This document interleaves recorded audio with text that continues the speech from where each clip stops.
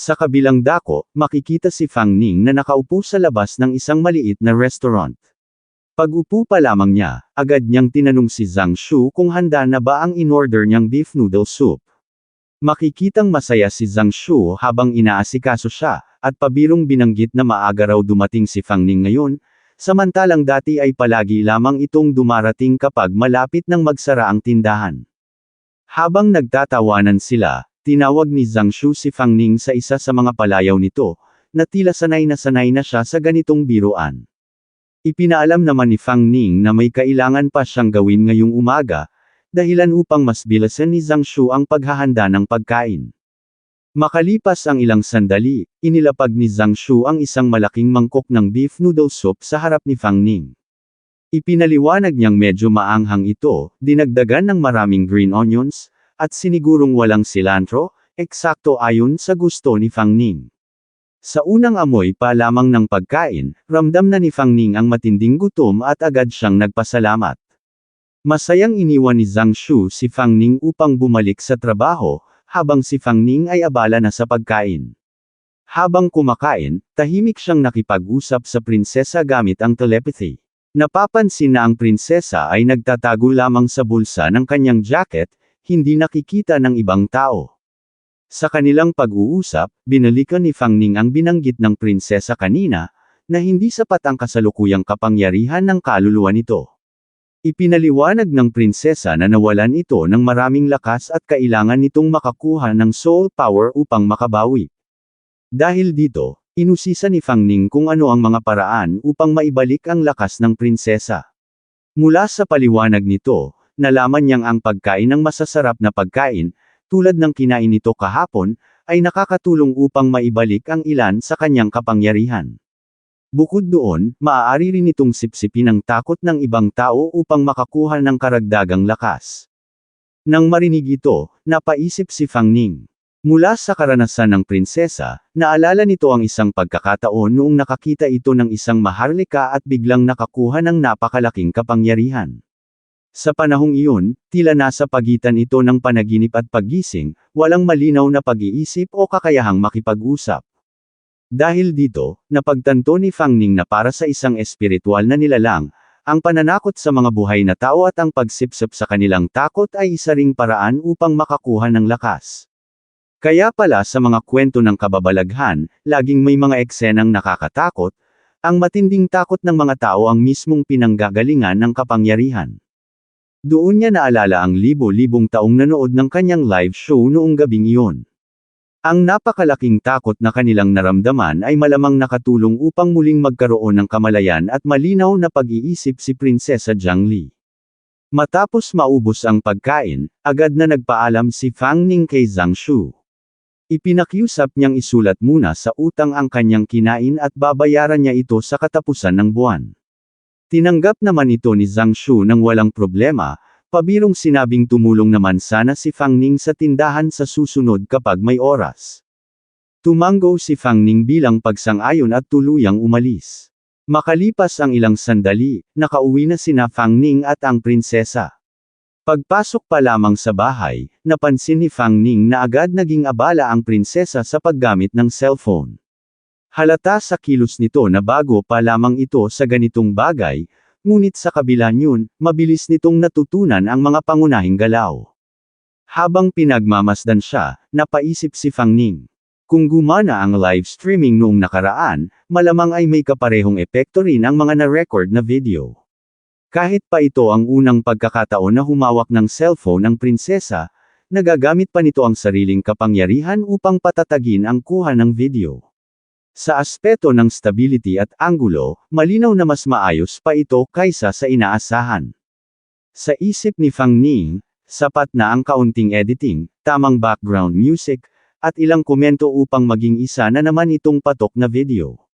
Sigurado siyang maraming manunood ang matatakot, at dahil dito, makakakuha si Prinsesa Zhang Li ng sapat na soul power upang mapunan ang kanyang kakulangan sa lakas. Isang malinaw na panalo para sa kanilang dalawa. Naalala rin ni Fang Ning ang team ni Direktor Wang. Noong nakaraan, napatunayan niyang mahusay ang kanilang trabaho at abot kaya ang presyo. Dahil dito, plano niyang ipagpatuloy ang pakikipagtrabaho sa kanila para sa susunod na mga video. Habang iniisip ito, tinawag ni Fang Ning ang pangalan ng prinsesa. Agad itong lumapit sa kanya ng mabilis, dahilan upang magulat siya. Napansin niyang may bahagyang inis ang prinsesa sa paraan ng pagtawag niya rito, na tila hindi nito gusto ang tunog ng kanyang boses. Dahil dito, napaisip si Fang Ning kung ano ang nararapat na itawag sa prinsesa. Sa huli, tinawag niya ito sa isang mas malambing na tawag, isang salitang ginagamit sa Chinese na karaniwang katumbas ng baby o darling. Nang marinig ito, agad na nagbago ang mood ng prinsesa at naging masaya. Dahil sa biglaang pagbabago ng reaksyon nito, nakahinga ng maluwag si Fang Ning, kahit sa loob-loob niya ay ramdam niyang hindi madali ang sitwasyon. Muli niyang binanggit ang nangyari kagabi sa Huan Elementary School, partikular ang nilalang na kanilang nakaharap. Sa sandaling iyon, kapansin-pansin ang pananabik ng prinsesa, lalo na nang maalala nito ang tinawag nitong masarap na bagay. Tumango si Fang Ning, at pareho nilang alam na iyon ang nilalang na halos pumatay sa kanila kagabi.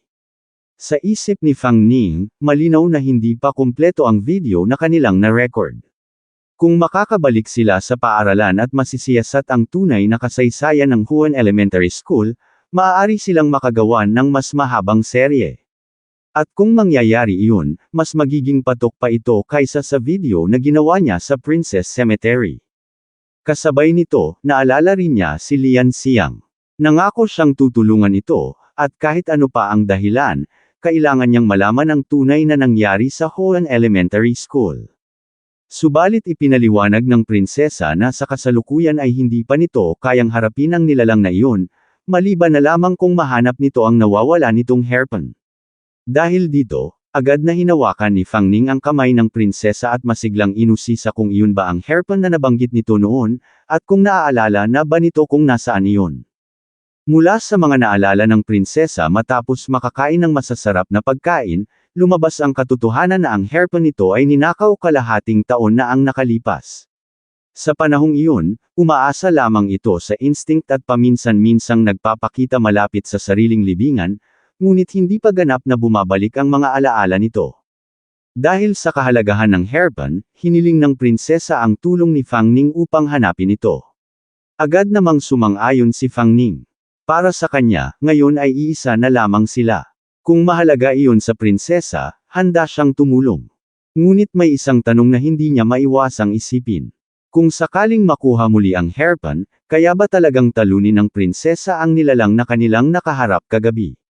Mula sa kumpiyansang sagot ng prinsesa, malinaw na sigurado ito sa kakayahan nito kapag nabawi ang hairpin.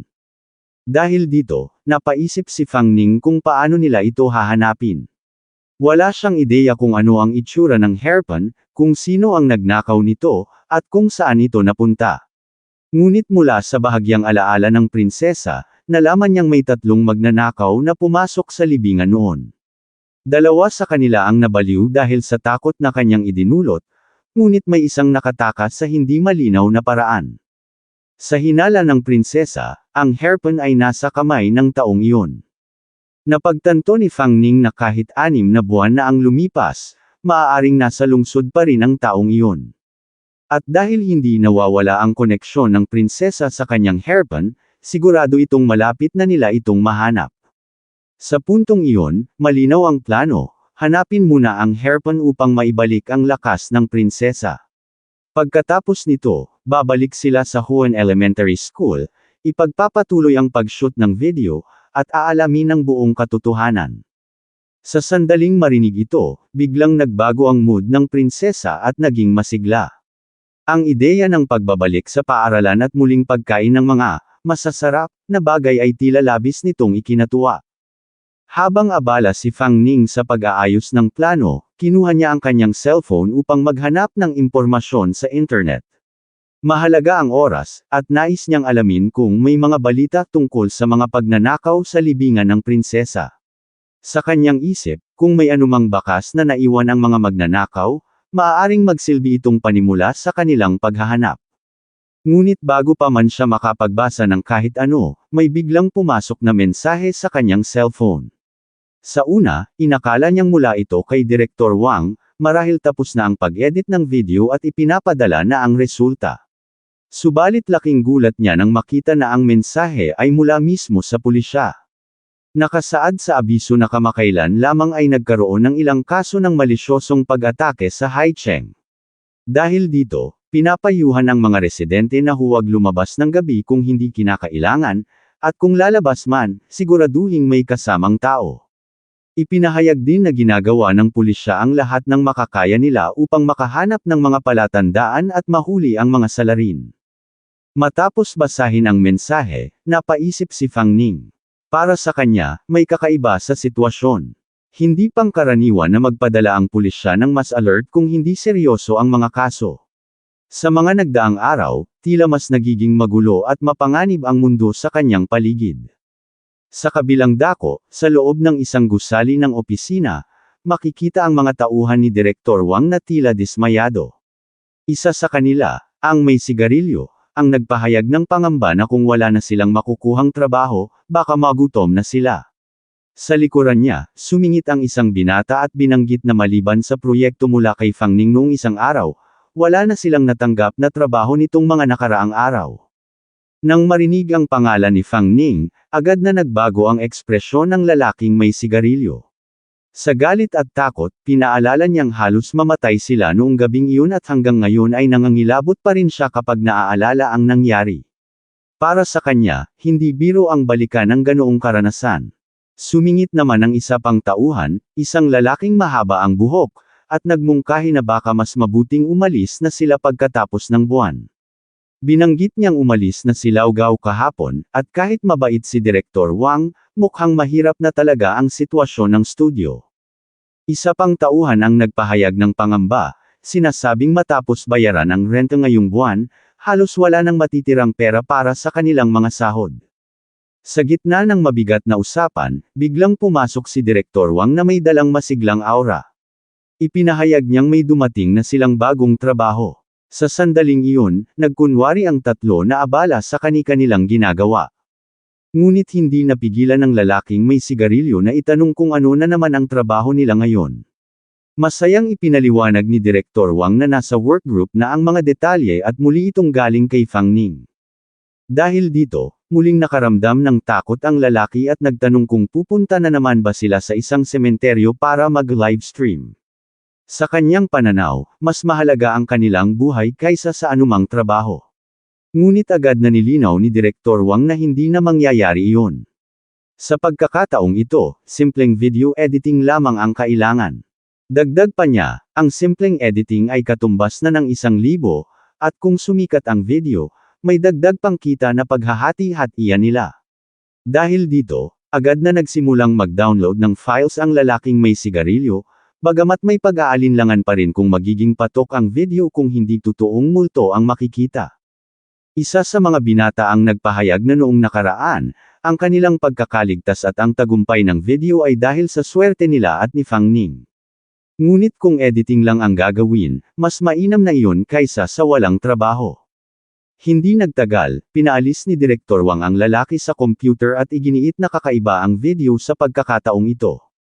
Ayon sa kanya, siguradong magiging viral ito, isang jackpot na maaaring magangat sa kanilang studio at magbigay sa kanila ng pangalan sa industriya. Makalipas ang ilang sandali, sinimulan nilang panuurin ang video na ipinadala ni Fang Ning.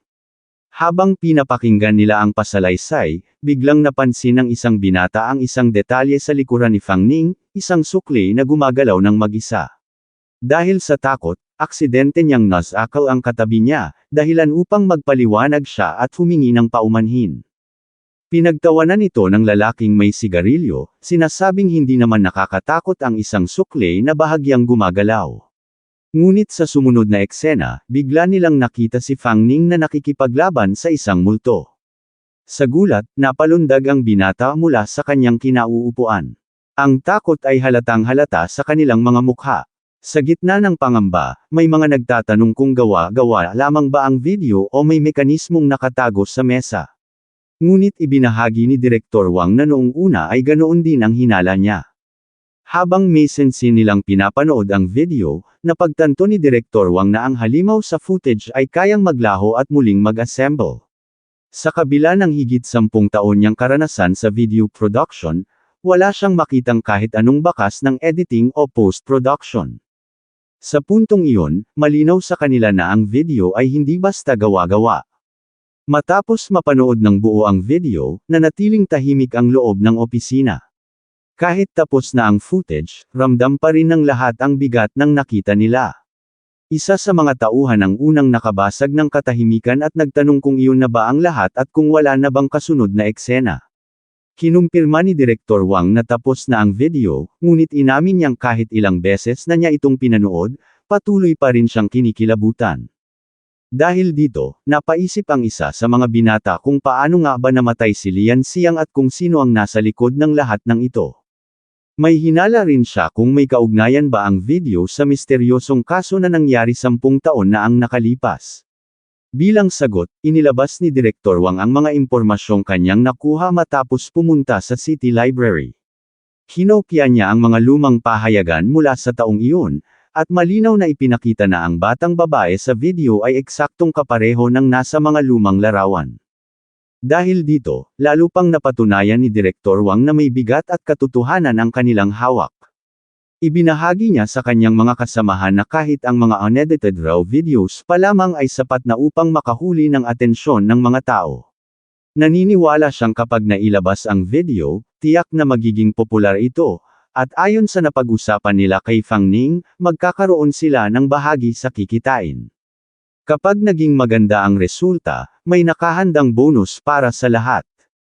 Nang marinig ang salitang bonus, agad na nabuhayan ang 3 tauhan. Ang kaninang kaba at pagod ay napalitan ng sigla. Agad nilang napagkasunduan na gawin ang video ng maayos at simulan na ang buong proseso. Makalipas ang 4 na oras, natapos din ang pag-edit.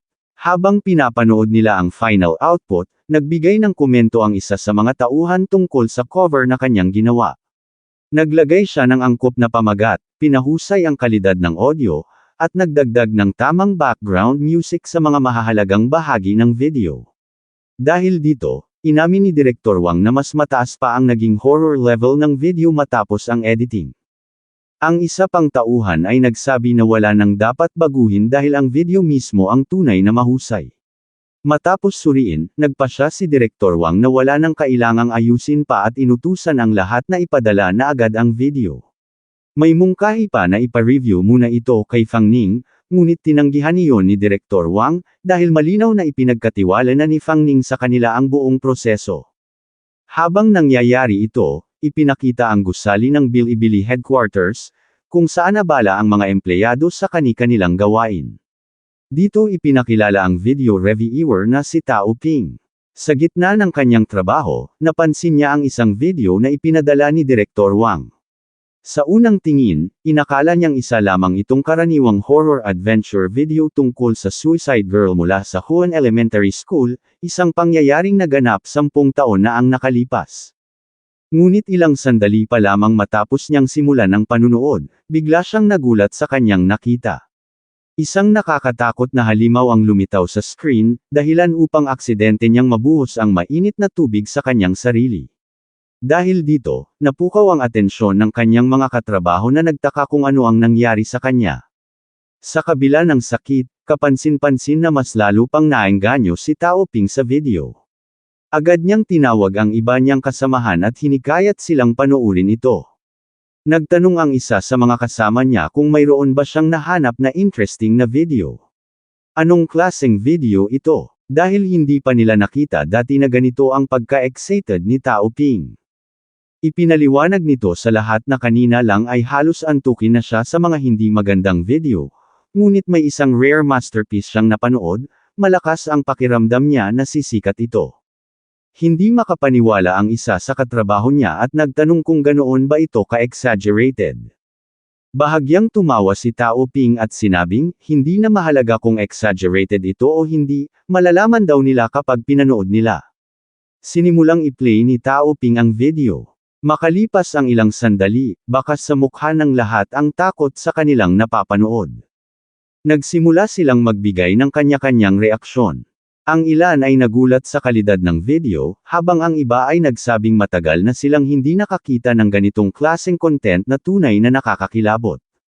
Sinabi ni Tao Ping na ang mga teknik sa pag-film, estabilidad, iba't ibang epekto, maaari ba talagang makakita ang ganitong kalidad gamit lamang ang telepono?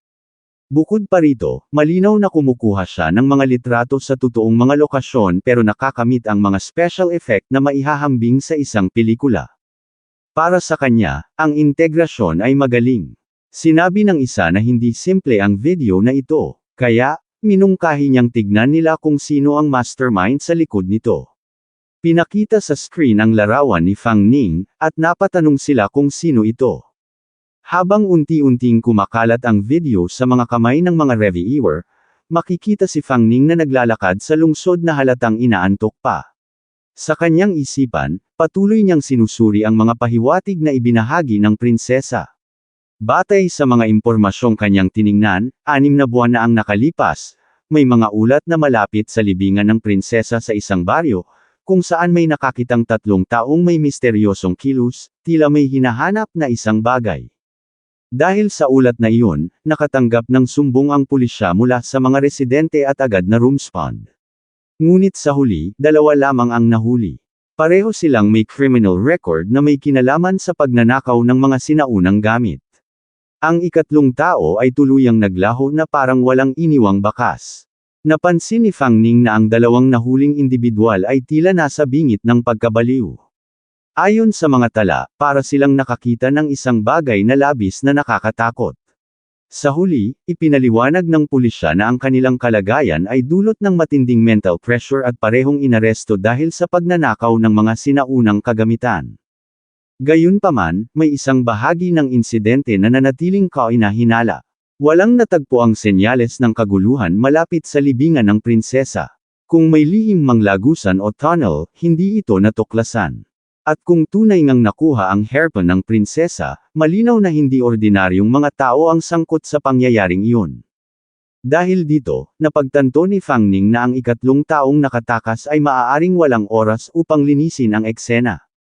Posible ring may iba pang taong nasa likod ng 3 magnanakaw, at ang koneksyon nito sa Hoan Elementary School ay unti-unting nagiging malinaw.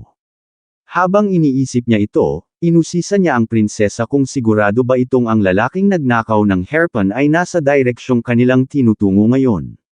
Biglang lumabas ang prinsesa at ipinahiwatig na malapit na sila. Dahil dito, nagulat si Fang Ning sa biglaang kilos nito at pinaalalahanan siya na may mga tao sa paligid at mahihirapan siyang magpaliwanag kung makita ito ng iba. Kahit ganoon, ipinangako ni Fang Ning na kapag nakarating sila sa isang lugar na walang tao, papayagan niya ang prinsesa na lumabas ng maayos. Habang naglalakad sila, napansin niyang kahit hindi pa lubusang dumidilim, kakaunti na ang mga taong nasa kalsada. Sa kanyang isip, malamang ay epekto ito ng babala ng pulisya na huwag lumabas sa gabi. Maya-maya, tinanong niya ang prinsesa kung saan sila pupunta. Tahimik nitong itinuro ang direksyon. Ngunit pagdating nila sa isang eskinita, agad na napansin ni Fang Ning ang kumpol ng mga taong nagkakagulo, tila may pinapanood na isang pangyayari.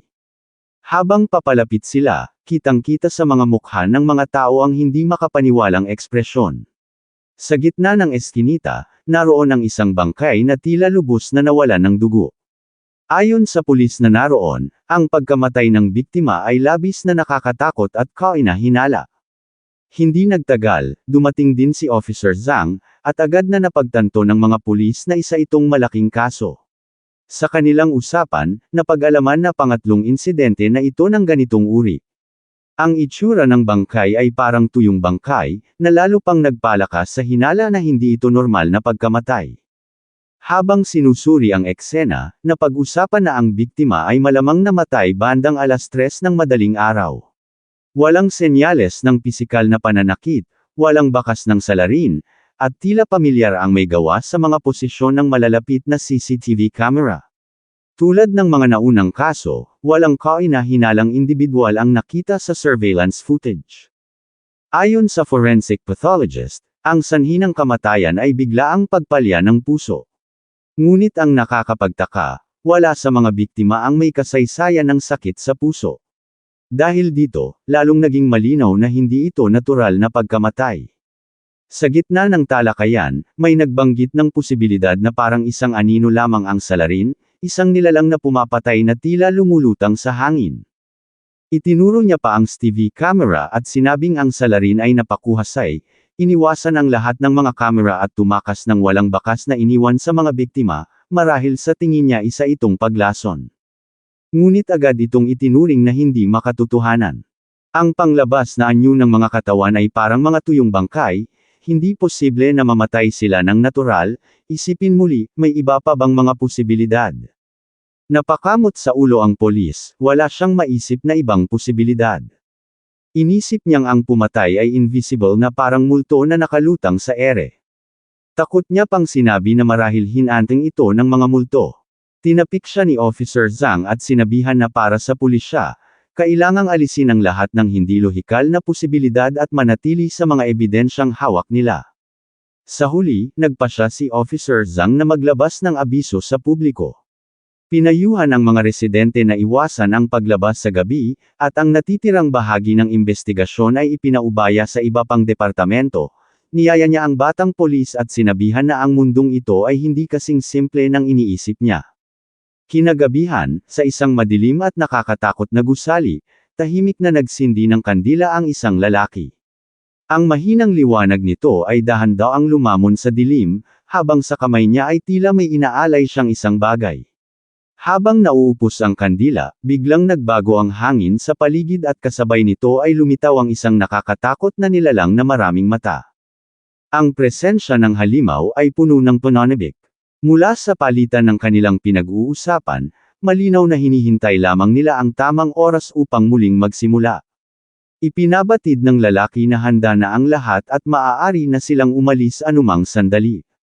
Para sa kanila, ang gabing iyon ang huling hantong bago tuluyang magsimula ang mas malaking galaw. Dahil dito, lalong nasabik ang halimaw. Sa isang iglap, bigla itong nagbago ng anyo at naging isang maliit na bata. Ang biglaang pagbabagong ito ay nagdulot ng kaba sa lalaki, ngunit malinaw rin ang mensahe ng nilalang, sa 3 taong sangkot noon, tama ang naging pagpili nito. Sa kabila ng takot, ipinakita ng lalaki ang kanyang paggalang. Bilang kapalit, ipinahayag ng halimaw na sa tulong nito ay hindi sila kailanman matutunton ng pulisya. Hawak nito ang isang makapangyarihang soul weapon, isang sandatang sapat upang talunin kahit ang ika-4 na antas ng soul spirit, lalo na ang mga mahihinang tao. Napag-usapan din ang pagdating ng mga soul hunters. Ayon sa halimaw, handa na ang lahat. Nalinis na ang mga pinangyarihan at wala ng ebidensyang naiwan. Sa gabing iyon, magsisimula na ang pangangaso. Samantala, sa kabilang dako, muling makikita sina Fang Ning at ang prinsesa sa loob ng isang restaurant. Inusisa ni Fang Ning ang prinsesa kung may nararamdaman ba ito. Mula sa ipinahiwatig nito, wala pa itong malinaw na pakiramdam, ngunit ang presensyang gumabay sa kanila kanina ay malamang may kinalaman sa taong may hawak ng kanyang hairpin. Bigla nitong itinuro ang isang direksyon at ipinahiwatig na nararamdaman na nito ang hairpin sa labas. Dahil dito, inusisa ni Fang Ning kung sino sa mga taong naroon ang posibleng may hawak nito. Ngunit hindi pa malinaw, malabo pa ang pakiramdam ng prinsesa, bagamat sigurado itong isa sa kanila. Dahil sa biglaang desisyon, agad na tumayo si Fang Ning at iniwan ang restaurant. Naiwan ang waiter na nakapansin sa perang iniwan niya at nagalit, dahil wala itong in-order kundi tubig, umupo ng matagal, at biglang umalis. Pagpasok ni Fang Ning sa isang club, agad niyang naramdaman ang siksikan at ingay ng paligid. Dahil sa dami ng tao, ipinahiwatig ng prinsesa na naaapektuhan ang kanyang pakiramdam at nahihirapan siyang tukuyin kung sino ang may hawak ng hairpin. Dahil dito, napagpasyahan ni Fang Ning na lapitan ang mga tao isa-isa, umaasang mas magiging malinaw ang pakiramdam kapag malapit na sila sa tamang tao. Sa gitna ng kaguluhan, napansin siya ng isang magandang babae at nilapitan. Dahil sa biglaang paglapit nito, nagulat si Fang Ning. Habang tumatagal, lalo pang naging mapangahas ang babae, at sa sandaling iyon ay ramdam niya ang selos ng prinsesa. Dahil sa inis, kinurot ng prinsesa si Fang Ning. Sa hindi sinasadyang galaw, naitulak niya ng malakas ang babae. Dahil dito, napansin ng mga tao sa paligid ang pangyayari at may mga lumapit upang alamin ang nangyari. Ipinahayag ng babae na siya ay sinaktan, at mabilis na lumaki ang gulo sa loob ng club. Hindi nagtagal, lumitaw ang isang grupo ng kalalakihan. Ang isa sa kanila, na halatang pinuno, ay ipinahiwatig na si Fang Ning ay nagpasimuno ng gulo sa kanilang teritoryo. Sinubukan ni Fang Ning na ipaliwanag ang sitwasyon, ngunit hindi iyon sapat upang pahupain ang tensyon. Kalaunan, inutusan ng pinuno ang kanyang mga tauhan na dalhin si Fang Ning sa isang meeting room. Mabilis na pinalibutan si Fang Ning ng mga tauhan ng grupo. Sa gitna ng ingay ng musika at sigawan ng mga tao, may biglang humawak sa balikat niya. Sa isang iglap, nahawakan ni Fang Ning ang kamay at sa lakas ng pagkakahawak niya, agad nitong naramdaman ang matinding sakit. Hindi nagtagal, bumagsak ang lalaki at nawalan ng malay. Dahil sa biglaang pangyayari, agad siyang napalibutan ng iba pang mga tauhan. Kitang-kita sa reaksyon ng kanilang pinuno ang pagkabigla. Hindi nito inaasahan na ang isang mukhang ordinaryong binata ay may ganitong klase ng lakas. Sa kanyang pananaw, malinaw na may talento si Fang Ning, ngunit mali ang lugar para magpakita ng ganitong kapangyarihan. Sa isip ni Fang Ning, ramdam niya ang galit at inis ng prinsesa. Para rito, nakakainis ang mga taong humahadlang sa kanila. Sa presensyang ipinapadala nito, malinaw na kaya nitong tapusin ang lahat sa isang iglap kung papayagan lamang. Ngunit pinili ni Fang Ning na pigilan ang sitwasyon. Ayaw niyang magdulot ng mas malaking gulo, at lalong ayaw niyang magtapos ang gabi sa kulungan. Sa kabila nito, hindi pa rin umatras ang grupo. Mula sa kanyang likuran, ang dalawang lalaki ay sabay na naghanda upang salakayin siya. Samantala, sa kabilang bahagi ng lungsod, makikita ang isang matabang lalaki na halatang lasing habang naglalakad sa gilid ng kalsada. Sa kanyang isip, iniinda niya ang hirap ng negosyo at ang pangambang baka hindi na ito magtagumpay. Gusto na lamang niyang makauwi agad, dahil may anak siyang naghihintay. Sa kanyang paglalakad, muntik na siyang matamba, ngunit bigla siyang sinalo ng isang lalaki. Dahil sa tulong na iyon, nakaramdam siya ng pasasalamat. Inalok pa niya ang lalaki na bumisita sa kanilang bahay balang araw upang makapagpasalamat ng maayos. Ngunit sa likod ng maamong kilos ng lalaki, may nakatagong presensya. Sa kanyang isipan, alam niyang wala ng pagkakataon ang lasing na lalaki para makauwi. Hindi nagtagal, inilabas niya ang isang soul weapon at tahimik itong ibinigay sa lasing na lalaki. Kasunod ang pagbulong ng lalaki na dumiretso lang siya sa paglalakad hanggang makauwi siya ng bahay, biglang namula ang mga mata ng lasing. Sa sandaling iyon, biglang nawala ang ulirat ng lalaki. Parang may humila sa kanyang kaluluwa, kusa siyang naglakad palayo, patungo sa isang madilim na eskinita. Ang lalaki namang nagbigay ng soul weapon ay nagpakita ng paggalang, tila sigurado sa mangyayaring kasunod. Sa loob ng eskinita, ang halimaw ay nasa likuran na ng lalaking lasing, ngunit biglang bumalik ang kamalayan nito at doon niya napagtanto na nasa isang dead end na siya. Sa isang iglap, may mga figurang humawak sa kanyang mga kamay at paa, dahilan upang hindi siya makagalaw kahit sumigaw. Sa kanyang harapan, lumitaw ang isang nakakatakot na halimaw. Ang presensya nito ay mabigat, malamig, at puno ng panganib. Para sa halimaw, malinaw na iyon na ang dulo ng landas ng lalaki, isang patutunguhang hindi na niya matatakasan. At sa gitna ng dilim, tuluyan siyang nilamon ng halimaw. Habang patuloy na tumatawa ang batang demonyo, walang tigil nitong hinihigop ang spirit energy mula sa katawan ng lalaki. Sa kanyang isipan, malinaw ang paniniwala na sa sandaling tuluyan niyang maubos ang lakas ng biktima, makakamit niya ang inaasam na breakthrough. Sa pagkain daw niya sa taong ito, magiging dakilang hari siya, makakabuo ng pag-usad sa kanyang lakas, at tuluyang magiging isang level 4 spiritual soul. Para sa kanya, dapat pang ipagpasalamat ng lalaki ang sakripisyong ito. Kasabay ng mga salitang iyon, umalangaw-ngaw ang sigaw ng lalaki habang unti-unti siyang nawawalan ng lakas. Ngunit sa isip ng batang demonyo, tiyak na ang kanyang tagumpay at wala nang makakapigil pa sa kanyang balak. Sigurado na siya sa kanyang pananaig. Subalit sa isang iglap, biglang dumating si Fang Ning. Sa isang mabilis at malakas na galaw, sinipa niya ang demonyo ng buong lakas, dahilan upang tumalsik ito sa malayo. Agad niyang nilapitan ang lalaki at tinanong kung ayos lamang ito at kung nasa maayos pa ba itong kalagayan. Mahina ngunit malinaw na sumagot ang lalaki na ayos lang siya at nagpasalamat sa pagliligtas sa kanya. Gayunpaman, kasabay ng kanyang pasasalamat, nawalan din siya ng malay. Matapos nito, lumingon si Fang Ning at hinarap ang prinsesa. Hiniling niya rito ang kumpirmasyon kung tama ang kanyang hinala. Agad namang sumagot ang prinsesa at sinabing nasa katawan nga ng lalaki ang hairpin. Sa sandaling iyon, muling nagsalita ang batang demonyo at tinanong si Fang Ning kung sino siya. Agad nitong napagtanto ang pagkakakilanlan ng kanyang kalaban, isang soul hunter. Hindi nito inasahang makararating si Fang Ning ng ganoon kabilis. May halong panghahamon itong sinabi kung alam ba ni Fang Ning kung sino ang kanyang kinakalaban. Inutusan pa niya itong umalis at hayaan na lamang siyang lumunin ang matabang lalaking nasa likuran nito, kapalit ng pagpapatawad sa kanyang pagkakamali. Ngunit hindi natinag si Fang Ning. Sumenyas lamang siya at mariing sinabi na sa liwanag ng araw, may lakas loob pa rin ang demonyo na manakit ng kapwa. Hindi niya raw hahayaang magpatuloy ang ganitong gawain. Dahil dito, tumugon ang demonyo ng may galit.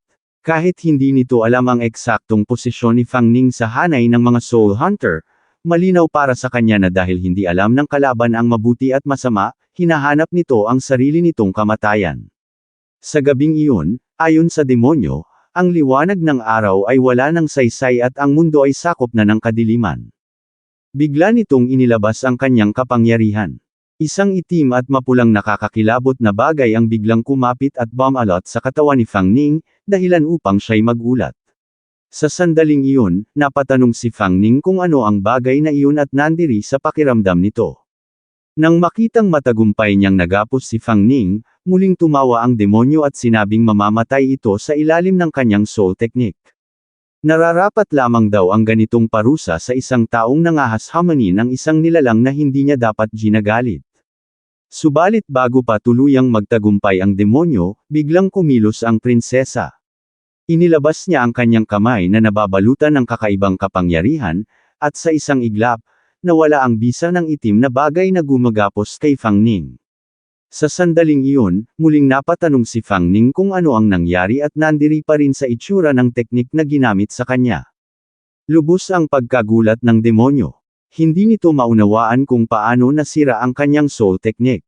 Ngunit sa halip na matakot, ngumiti lamang si Fang Ning at inilabas ang kakaibang kapangyarihan sa kanyang katawan. May bahid ng pang-aasar niyang sinabi na mas gwapo raw siya kaysa sa demonyo. Sa mismong sandaling iyon, agad na kumilos si Fang Ning upang maglunsad ng kontra-atake. Kasunod ng kontra-atake ni Fang Ning, biglang naglaho ang batang demonyo sa kanyang harapan.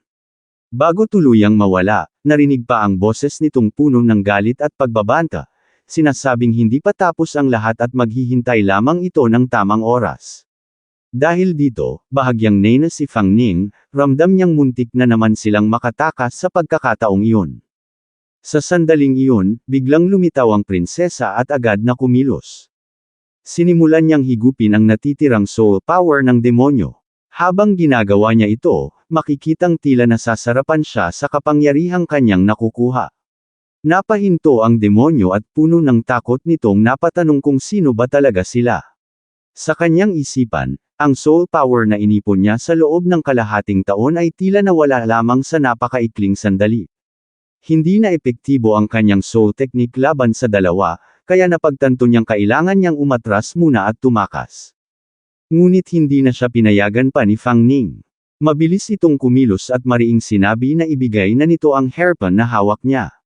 Sa kabila nito, muli na namang nakaiwas ang demonyo. Sa isang iglap, nakarating si Fang Ning sa likuran nito at bago pa man makapaghanda ang kalaban, inilunsad niya ang kanyang pag-atake. Malinaw niyang sinabi na kung ayaw nitong ibigay ang hairpin, sila na mismo ang kukuha nito.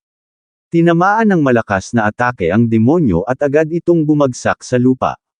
Hindi pinalagpas ni Fang Ning ang pagkakataon at tinapakan niya ang katawan ng demonyo upang hindi na ito makagalaw. Lubos ang pagkagulat ng demonyo sa bilis at lakas ng kanyang kalaban. Matapos nito, tinanong ni Fang Ning ang prinsesa kung ano ang susunod nilang hakbang.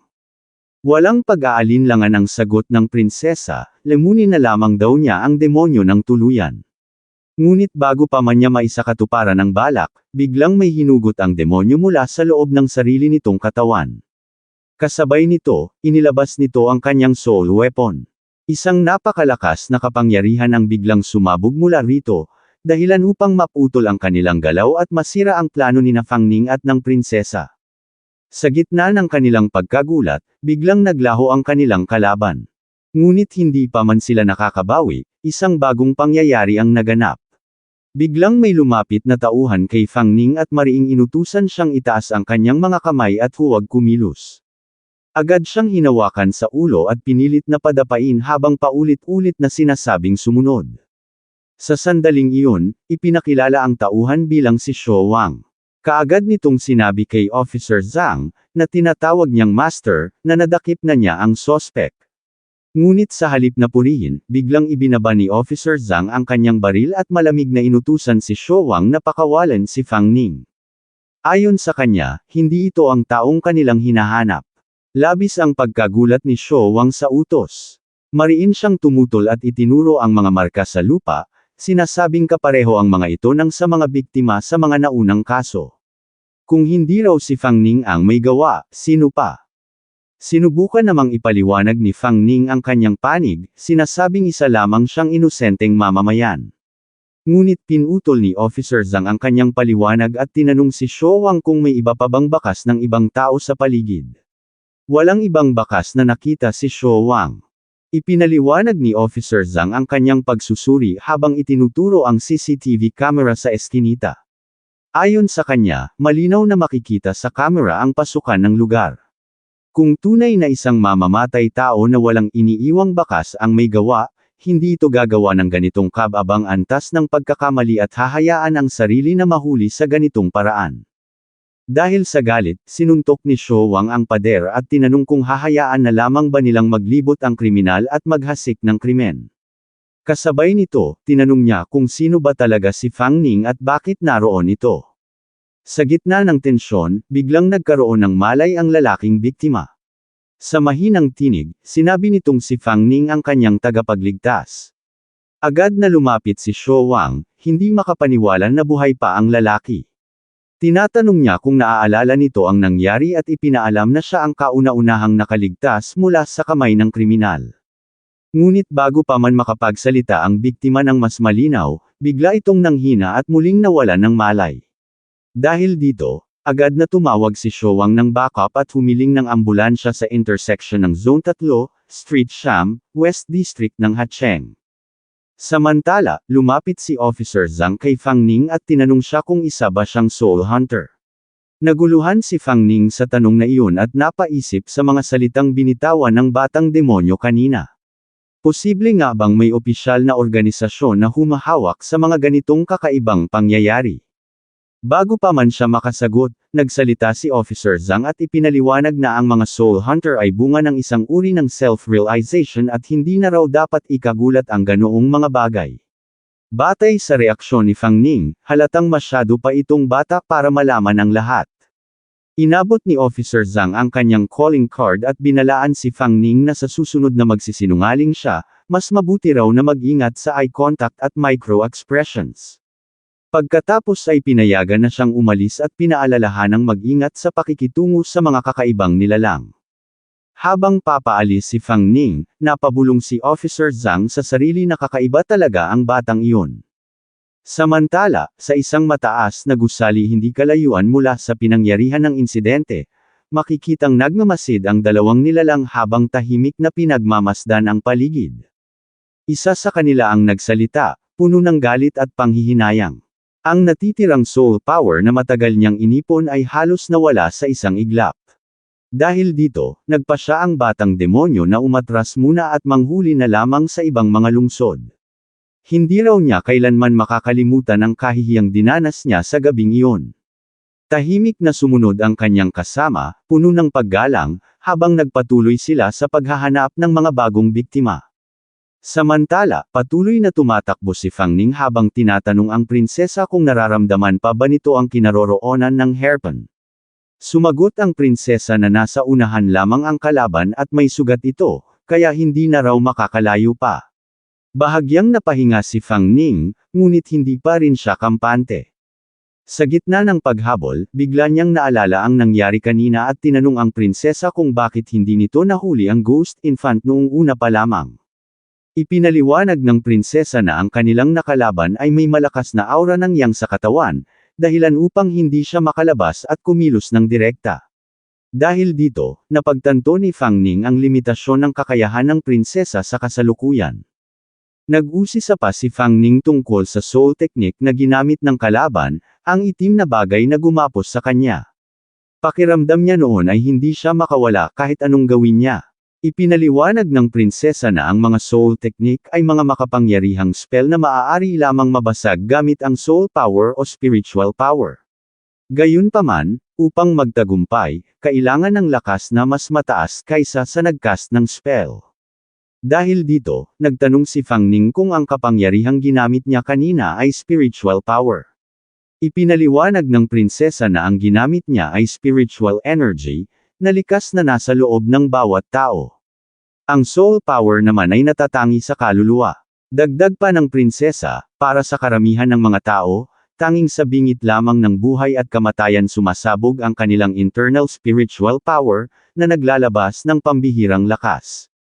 Dahil sa paliwanag na iyon, napatanong si Fang Ning kung paano nalalaman ng prinsesa ang mga ganitong bagay gayong may amnesia pa rin ito. Ipinaliwanag ng prinsesa na simula nang makakain siya ng masasarap na pagkain nitong mga nakaraang araw, may kaunting alaala na siyang nababawi. Sa isip ni Fang Ning, napagtanto niyang habang bumabalik ang lakas ng prinsesa, unti-unti ring bumabalik ang kanyang mga alaala.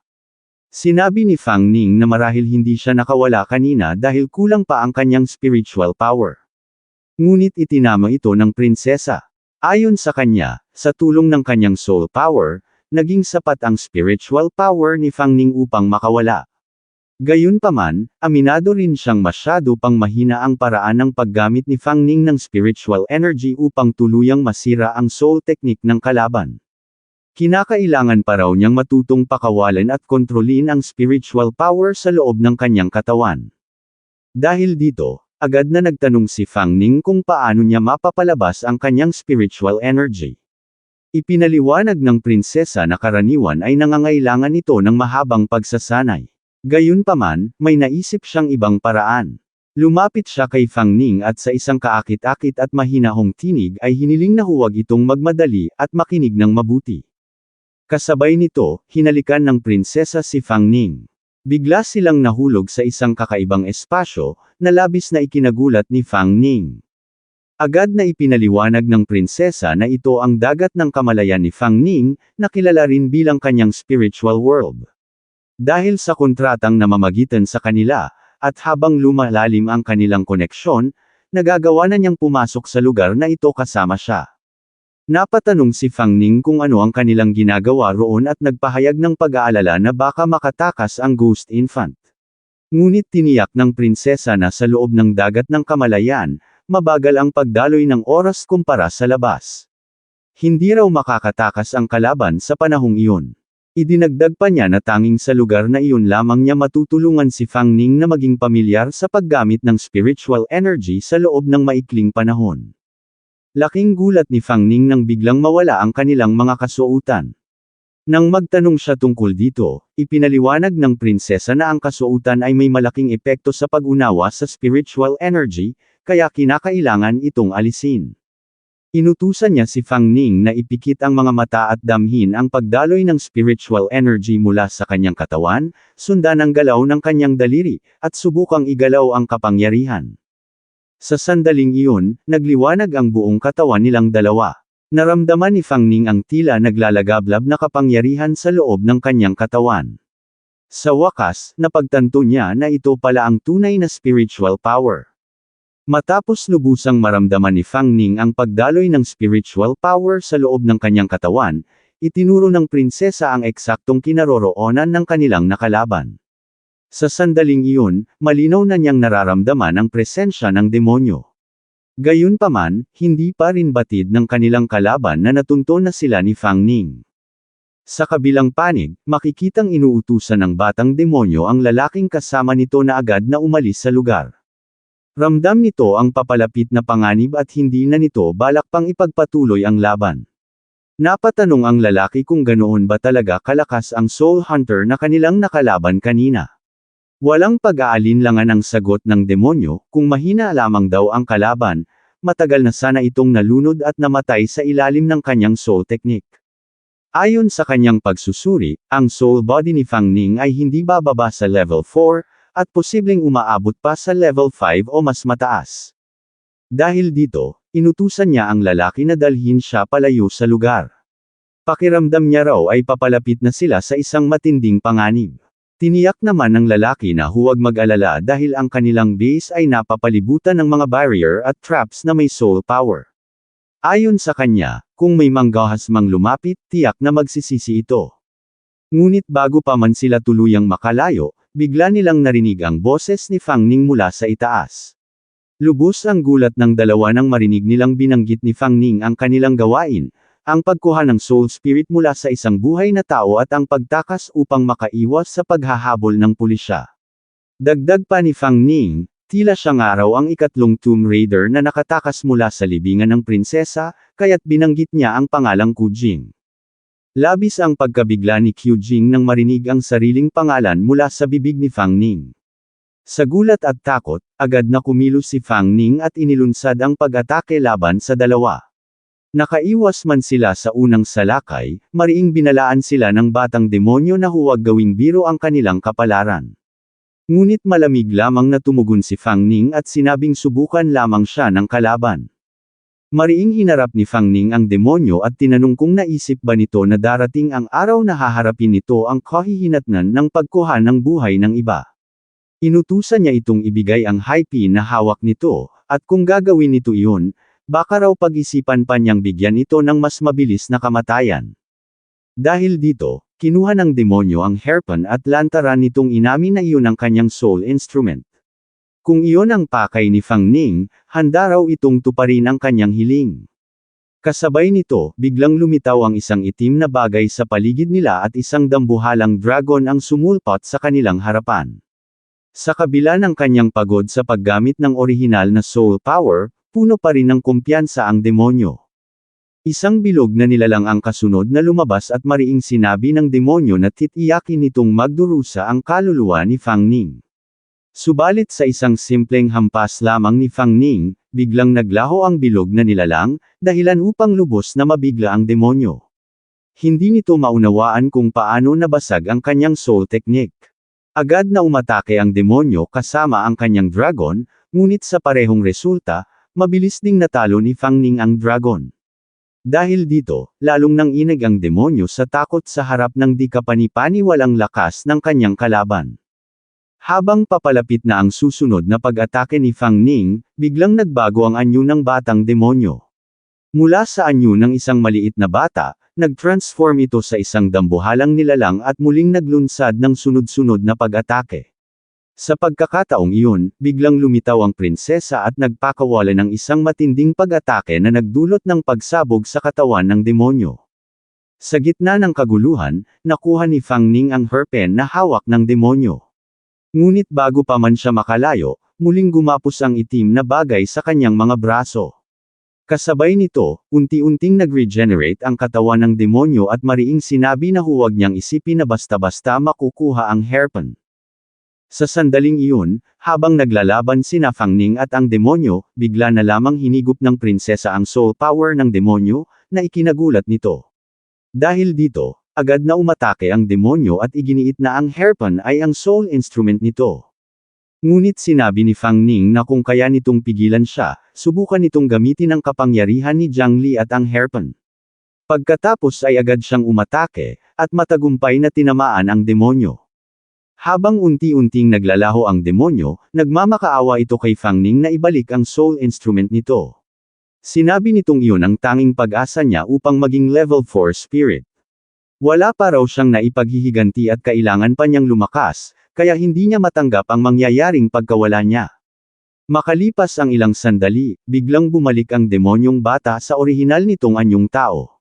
Habang umiiyak, tila naghahanap ito ng ina at nagsusumamo na iligtas siya, dahil hindi pa raw niya kayang huminga sa ilalim ng tubig at ayaw pa niyang mamatay. Kasabay nito, biglang pumasok sa isip ni Fang Ning ang kaluluwa ng bata. Dahil sa mga larawang biglang lumitaw sa kanyang isipan, napaisip siya kung mga piraso ba iyon ng alaala ng bata. Doon niya napagtanto na ang mga nakikita niya ay ang mga alaala nito.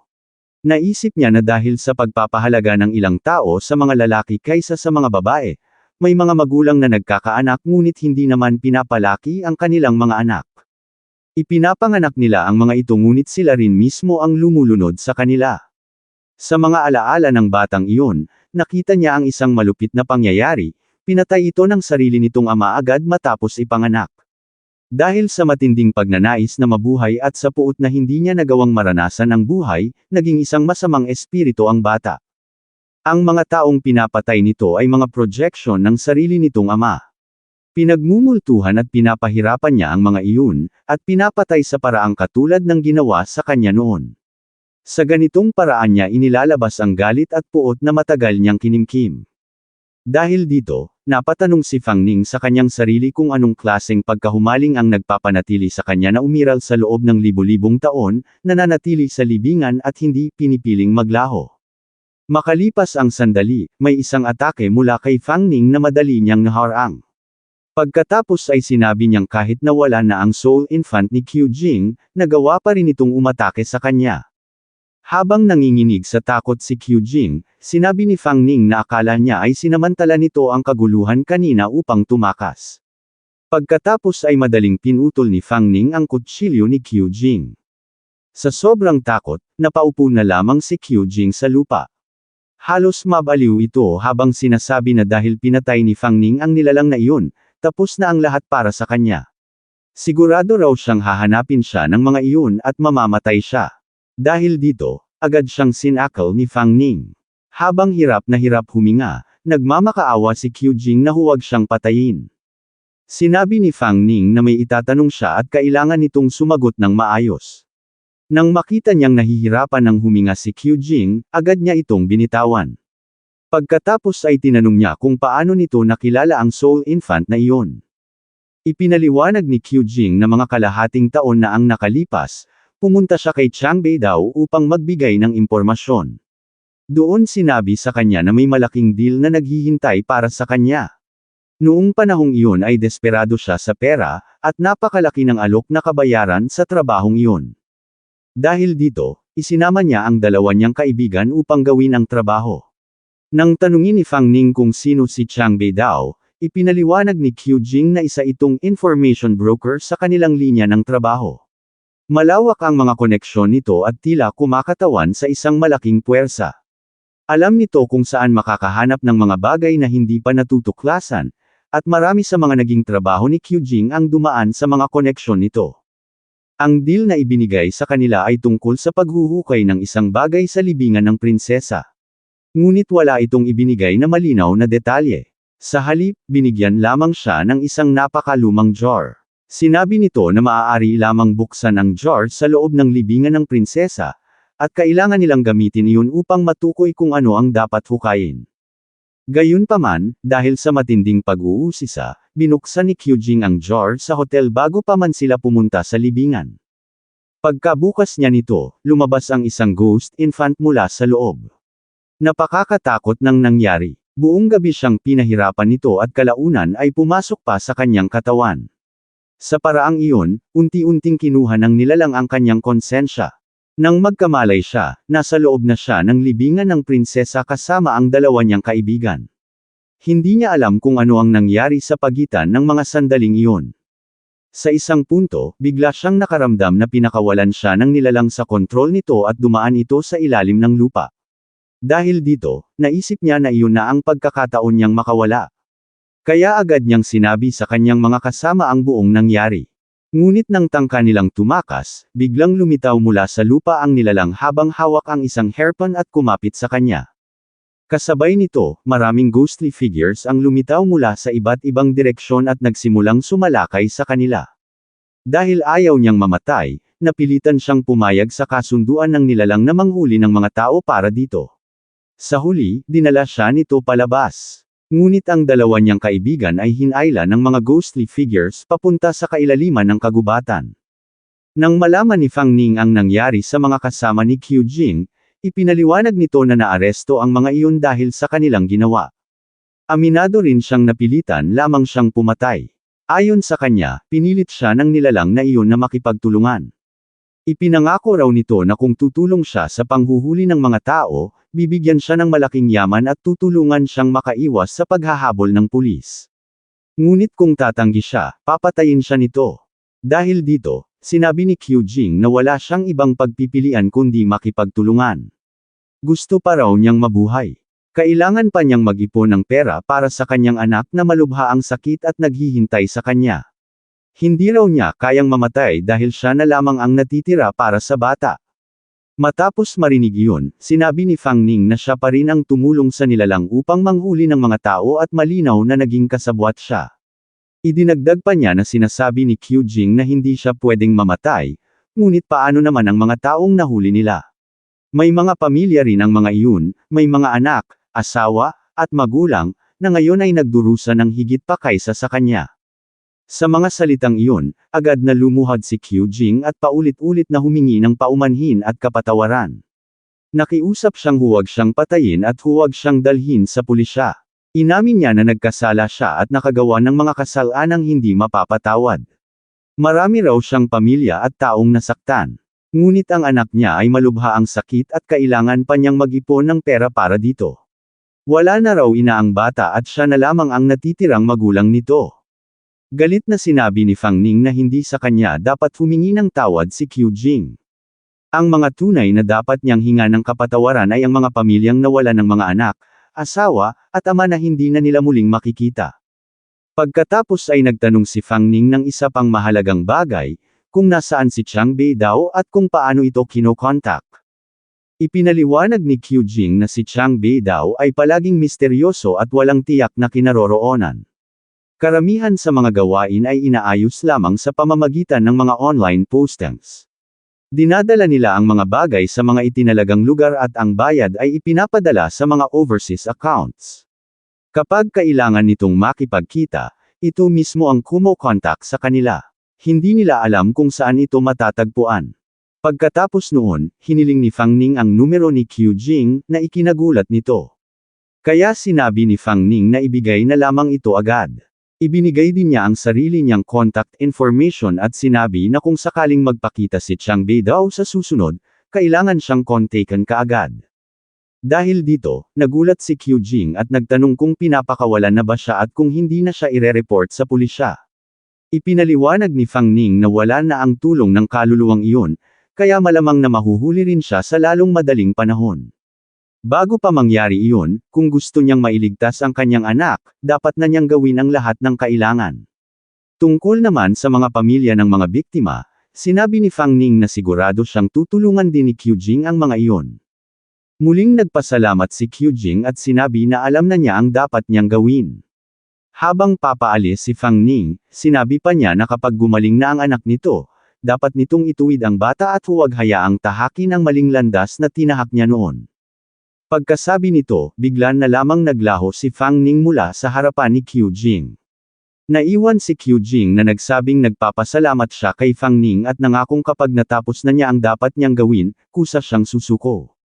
Habang naglalakad si Fang Ning, napaisip siya at nagtanong sa prinsesa kung tama ba ang ginawa niya. Kahit na may dahilan si Qiu Jing, marami pa rin itong nasaktan. Naalala niya ang sarili niyang kabataan at sinabi niyang ayaw niyang maranasan ng anak ni Qiu Jing ang parehong landas na dinaanan niya. Sumagot ang prinsesa at sinabi na dahil napagpasyahan na niya ang bagay na iyon, hindi na niya kailangang pag-isipan pa. Idinagdag pa nito na sa napakaikling panahon ay naging napakalakas na ni Fang Ning, at nagawa pa nitong talunin ang napakalakas na kaluluwang iyon. Agad siyang niyakap ng prinsesa at sinabi rin na dahil kay Fang Ning, nahanap niya muli ang kanyang hairpin na may napakahalagang kahulugan para sa kanya. Para sa prinsesa, napakahusay ng ginawa ni Fang Ning. Ngunit bahagya siyang itinulak ni Fang Ning at sinabing ayos na iyon at hindi na niya iisipin pa ang tungkol doon. Gayunpaman, sinabi rin niya na ang pagkawala ng hairpin ng prinsesa ay tila hindi aksidente. Sa likod ng Ghost Infant, may ibang taong gumagalaw. Naalala niya ang pangalang Chang Beidao at tinanong ang prinsesa kung kilala niya ito. Sandaling nag-isip ang prinsesa ngunit sinabi na hindi niya ito maalala. Kaya napansin ni Fang Ning na tila matagal itong nag-isip bago sumagot. Medyo naiinis na sinabi ng prinsesa na hindi niya talaga maalala ang anumang bagay. Kung patuloy siyang tatanungin, susubukan niyang alalahanin ng mabuti, ngunit kailangan pa ng oras upang tuluyang bumalik ang kanyang kapangyarihan at mga alaala. Dahil dito, sinabi ni Fang Ning na ayos lang iyon at umuwi na muna sila. Masaya namang tumugon ng prinsesa nang marinig iyon. Sa isip ni Fang Ning, wala ring silbi ang sobra-sobrang pag-iisip. Kahit sino pa ang nasa likod ng lahat ng ito, nahanap na nila ang hairpin at kahit papaano ay naantala ang kanilang plano. Bigla siyang may naalala kaya napahinto siya, at halos mabangga siya ng prinsesa. Pagkatapos ay inabot niya ang hairpin sa prinsesa. Nakiusap ang prinsesa kung maaari ba siyang tulungan ni Fang Ning na isuot iyon. Kaya agad naman siyang tinulungan ni Fang Ning habang pabirong sinasabing tila wala siyang magagawa rito at nagtatanong pa kung hindi ba nito kayang isuot iyon ng mag-isa. Habang nakatingin ang prinsesa sa kanya, tila nagbago ang kanilang paligid at naging parang isang romantikong sandali. Habang inaayos niya ang hairpin sa buhok ng prinsesa, sinabi ni Fang Ning na talagang sinikap niyang mabawi ang hairpin na iyon para sa kanya. Pagkatapos ay tinanong niya ang prinsesa kung nagustuhan ba nito ang hairpin, sa mga salitang iyon biglang napaluha ang prinsesa. Nagulat si Fang Ning nang makita niyang umiiyak ang prinsesa habang mahina itong nagsasalita tungkol sa kagalakan at pag-ibig. Kasabay nito, pamatak ang mga luha ng prinsesa sa tila nagliliwanag na tubig. Mula roon ay biglang lumitaw ang isang kakaibang liwanag na unti-unting bumalot sa buong paligid. Habang lumalakas ang liwanag, unti-unting nasira ang kasuotan ng prinsesa at nagpatuloy ang liwanag hanggang sa hairpin. Sa sandaling iyon, habang halos maglaho na ang kanyang mga saplot, ang prinsesa ay tuluyang nabalot ng nakakasilaw na liwanag. Dahil dito, napasabi na lamang si Fang Ning na parang nangyayari na naman ang parehong bagay at tila ilang beses na itong naganap. Idinagdag pa niya na huwag naman sanang mangyari iyon palagi dahil nauubos ang kanyang mga damit dahil dito. Habang patuloy na bumabalot ang liwanag sa katawan ng prinsesa, unti-unti siyang nagkaroon ng bagong kasuotan na lalo pang nagpapakita ng kanyang kagandahan sa kanyang bagong anyo. Kasabay nito, may isang malakas na liwanag na nagsimulang bumuga mula sa kanyang ulo at damaloy patungo kay Fang Ning. Sa sandaling iyon, napaisip si Fang Ning na napakalaki ng dami ng espiritual na enerhiya na ibinubuhos sa kanya. Pakiramdam niya ay mas marami pa ito kaysa sa kabuuang lakas na dati niyang taglay. Pagkaraan nito, biglang naglabas ng napakalakas na liwanag ang katawan ni Fang Ning. Sa malayo, may 2 taong nakamasid sa pangyayaring iyon. Napansin ng babae ang lakas ng espiritual na enerhiya na nagmumula sa lugar na iyon. Sumagot naman ang lalaki na tila hindi nila kilala kung sino ang nagdudulot ng ganoong alon ng enerhiya. Dahil dito, iminungkahi niyang tapusin muna nila ang paglilinis ng mga kalat sa paligid bago sila pumunta sa lugar na iyon upang tingnan kung ano ang nangyayari. Sa likuran nila, makikita ang napakaraming soul monsters na nakaabang. Hindi nagtagal, biglang umatake ang mga halimaw sa babae. Ngunit sa isang mabilis na galaw lamang, agad niyang napatay ang mga ito. Samantala, sa kabilang panig, may isang mataas na gusali kung saan nakatayo ang 2 tao na nagmamasid sa liwanag na nilikha ni Fang Ning. Sa kanilang likuran ay may isang taong nakagapos at nanginginig. Maya-maya ay nagsalita si Yuan Ton at sinabi na nawala na ang aura ng Soul Infant sa lugar na iyon. Naisip niyang baka kumilos na ang mga Soul Hunters.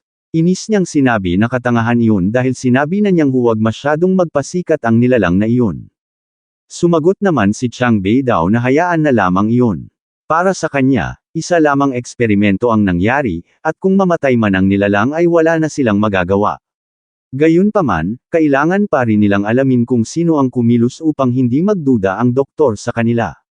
Pagkatapos ay sinabi ni Chang Beidao na kailangan na nilang umalis at wala na ring silbi ang taong nakagapos sa likuran nila, kaya maaari na lamang itong itapon. Agad namang sumunod si Yuan Ton sa utos ng kanyang boss. Sa likuran nila, makikitang nagmamakaawa ang lalaking nakagapos para sa kanyang buhay. Sinabi nitong tinanong na nila siya tungkol sa lahat at nangako silang pakakawalan siya. Ngunit malamig na sinabi ni Yuan Ton na nagsisinungaling lamang siya. Pagkatapos noon ay agad niyang pinilipat ang leeg ng lalaki, na naging sanhi ng agarang pagkamatay nito. Samantala, sa ibang lugar, makikita si Officer Zhang na nakamasid sa liwanag sa malayo. Nagtataka siya kung ano iyon. Lumapit naman si Xiao Wang at tinanong ang kanyang master kung ano ang nangyari at kung may kakaiba ba roon. Sumagot si Officer Zhang na wala naman at tila may naalala lamang siya. Pagkatapos ay inutusan niya si Xiao Wang na bumalik na muna at magpahinga. Napakamot na lamang sa ulo si Xiao Wang at sinabi na magkikita na lamang sila bukas sa istasyon. Ngunit nagtataka pa rin siya kaya muli niyang tinanong si Officer Zhang kung ano ba talaga ang nangyari. Samantala, sa kabilang banda, habang hinahabol ni Fang Ning ang kanyang paghinga, napaisip siya na muntik na siyang sumabog kanina sa dami ng enerhiyang pumasok sa kanya.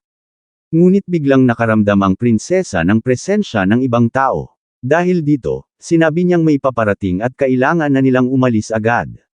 Tumango naman si Fang Ning. Kahit na medyo nanghihina pa siya, hindi nagtagal ay nakarating din sila sa bahay. Pagdating doon, agad na isinara ni Fang Ning ang bintana at napansin niyang napakalakas ng liwanag na sumabog kanina kaya naisip niyang baka lumabas iyon sa balita kinabukasan. Ngunit ipinaliwanag ng prinsesa na hindi iyon mangyayari. Maliban na lamang kung ang espiritual na enerhiya ay maging pisikal na anyo, hindi ito makikita ng mga ordinaryong tao. Napaisip si Fang Ning at nagtanong kung bakit napakaraming espiritual na enerhiya ang lumitaw. Ipinaliwanag ng prinsesa na maliit na bahagi lamang nito ang nagmula sa kapangyarihang nakuha mula sa Soul Infant. Ang mas malaking bahagi ay ang kapangyarihang matagal na niyang iniimbak sa Harpon bago pa siya tuluyang mawalan ng lakas. Tinatayang 10% lamang ng kanyang kapangyarihan ang nailabas. Dahil dito, gulat na napaisip si Fang Ning. Kung 10% pa lamang iyon, gaano pa kaya kalakas ang prinsesa noong nasa rurok pa siya ng kanyang kapangyarihan? Maya-maya ay muli siyang nagtanong kung may naaalala na ba ang prinsesa mula sa kanyang mga alaala. Sumagot ang prinsesa na may ilang bagay siyang naaalala, ngunit hindi pa lahat. Sinabi naman ni Fang Ning na huwag na muna itong pilitin kung hindi pa talaga malinaw ang mga alaala. Pagkatapos ay agad siyang niyakap ng prinsesa at sinabi na anuman ang mangyari, palagi siyang mananatili sa tabi ng kanyang asawa. Ngunit sa sandaling iyon ay nakatanggap si Fang Ning ng mensahe. Galing ito kay Director Wang na nagsabing nag-viral na ang kanilang video. Agad na pumunta si Fang Ning sa computer upang tingnan ito. Nang makita niya ang bilang ng mga view, hindi siya makapaniwala. 3 oras pa lamang mula nang may post ang video ngunit umabot na agad ito sa 1,000,000 views. Habang binabasa niya ang mga komento ng mga manunood, lalo siyang natuwa. Napansin din niyang trending na ang kanyang video. Mas mataas pa raw ang kasikatan nito kaysa sa nauna niyang video tungkol sa libingan ng prinsesa. Dahil dito, agad siyang nagsimulang mag-isip ng mga plano. Naisip niyang maglagay ng mga advertisement at endorsements, at gumawa rin ng mga live stream upang makapag-promote ng mga produkto. Gusto niyang sulitin ang pagkakataong iyon. Habang abala siya sa pag-iisip, tinawag siya ng prinsesa at sinabi na may ipapakita ito. Kaya agad niyang hinanap ang prinsesa. Pagkatapos ay bigla itong lumabas mula sa kanyang katawan at sinabi kay Fang Ning na tingnan ang loob ng dagat ng Kamalayan. Nang makapasok sila roon, laking gulat ni Fang Ning dahil tila napakaraming nagliliwanag na isda ang lumalangoy sa paligid nila. Ipinaliwanag ng prinsesa na ang mga iyon ang tinatawag na powers of fears. Namangha si Fang Ning sa dami ng mga ito. Lumapit ang prinsesa at niyakap siya habang sinasabing ipikit niya ang kanyang mga mata. Sa sandaling iyon, muli na namang nagbago ang kanilang kalagayan, wala silang saplot habang nakayakap sa kanya ang prinsesa. Habang lumalapit ang mga nagliliwanag na isda, ang powers of fears, sa kanilang dalawa, napaisip si Fang Ning kung nagmula ba ang mga ito sa kanyang nag-viral na video. Pakiramdam niya ay lumakas siya ng husto. Naisip niya na marahil sa pagkakataong ito ay kaya na niyang durugan ang isang soul infant kahit hindi na kailangan ang tulong ng prinsesa. Bumangon siya at nagtungo sa banyo upang maligo habang iniisip ang mga nangyari ngayong araw, ang mga napatay na soul infant, ang mga soul hunters, ang misteryosong pulis na si Zhang Tian, ang mga nawawalang alaala ng prinsesa, at ang misteryosong organisasyon na tila may balak na umatake sa libingan ng prinsesa. Napagtanto ni Fang Ning na parabang isang bagong mundo ang nabuksan sa kanyang harapan. Isang mundong mas kapanapanabak, ngunit mas mapanganib din. Dahil sa kontratang ginawa niya, alam niyang hindi na siya makakabalik sa dati niyang buhay. Ngunit naniniwala siyang makakaligtas siya at matutuklasan din niya ang katotohanan sa likod ng lahat ng ito. Habang iniisip niya ang mga bagay na iyon, nakatulog si Fang Ning. Tahimik siyang pinagmamasdan ng prinsesa. Lumapit ito sa kanya at mahina siyang tinawag na asawa. Ngunit tila nahihirapan si Fang Ning sa kanyang pagtulog. Para bang may masamang panaginip siyang nararanasan. Dahil nag-aalala, naghubad ang prinsesa at masayang humiga sa tabi niya upang bantayan siya habang natutulog. Habang pinagmamasdan siya, napaluha ang prinsesa at mahina nitong sinabi na mahigit 1,000 taon ang lumipas bago niya muling natagpuan ang kanyang asawa, niyakap niya ito ng mahigpit. Samantala, sa loob ng panaginip ni Fang Ning, may isang nakakatakot na pangyayari ang nagaganap. Nakita niya ang isang lalagyan ng gasolina at ang mga taong nagliliyab sa loob ng Celestial Orphanage. Sa gitna ng apoy at kaguluhan, lumitaw ang batang bersyon ni Fang Ning na may nakakatakot na ekspresyon sa mukha. Sa kabilang dako, may isang tao na abala sa pagsisipilyo nang biglang tumunog ang kanyang telepono. Nang tingnan niya ito, napansin niyang napakaraming mensahe ang pumasok ngayong umaga kaya napaisip siya kung ano ang nangyayari. Ngunit nang makita niya ang balita, bigla siyang nagulat at hindi makapaniwala. Napag-alaman niyang bumagsak sa pangalawang pwesto ang kanyang video, habang ang video ng isang baguhan ay biglang umakyat sa unang pwesto. Dahil dito, napasigaw siya sa katanungan kung anong klaseng video iyon at paano nito nagawang malampasan ang kanya. Agad siyang nagtungo sa kanyang computer upang panoorin ito. Habang nag-aapoy siya sa galit, sinabi niyang kailangan niyang makita kung anong klaseng video ang nagawang magpababa sa kanya sa rangkang. Pagkaraan ng ilang oras na panunood, napabuntong hininga na lamang siya at napaisip na talagang natalo siya. Para sa kanya, napakaganda ng video at aminado siyang hindi niya kayang makipagsabayan sa kalidad nito. Naunawaan niya kung bakit agad itong umabot sa napakaraming views. Bilang tanda ng paggalang at paghanga, nag-iwan pa siya ng komento. Sinabi niyang sana ay mapabilis ang paglabas ng susunod na episode dahil talagang kahanga-hanga ang ginawa nito. Naisip din niyang sa bawat panahon ay may mga taong tunay na may talento. Sa huli, nagpasya siyang tulungan pa ang baguhang iyon upang lalo pang sumikat. Habang binabasa niya ang mga komento ng mga tao, nagsimula rin siyang magplano kung paano niya magagamit ang kasikatan ng video para sa sarili niyang kapakinabangan. Samantala, sa bahay ni Fang Ning, isang tahimik at mapayapang umaga ang sumalubong kina Fang Ning at sa prinsesa. Mahimbing pa rin ang kanilang pagtulog. Sa kanyang panaginip, tila masayang-masaya si Fang Ning habang binabanggit ang iba't ibang pagkain. Pakiramdam niya ay nakahiga siya sa isang higanteng siopaw at dama niya ang lambot nito. Sa kanyang panaginip, iniisip niya na napakalambot ng mga rice cake na tila nasa ilalim niya.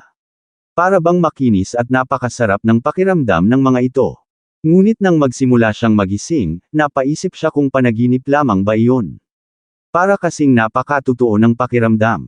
Habang patuloy siyang humahawak sa bagay na nasa ilalim niya, bigla siyang nakarinig ng mahinang ungol. Dahil dito, tuluyan niyang iminulat ang kanyang mga mata at nagtaka kung ano ang nararamdaman niya. Laking gulat niya nang mapagtanto na ang nahahawakan pala niya ay ang dibdib ng prinsesa. Agad siyang napasigaw sa matinding kahihiyan. Nagising naman ang prinsesa at, habang wala pang suot, tinanong siya kung gising na ba siya. Dahil sa nakita ni Fang Ning, bigla siyang nagkaroon ng nosebleed.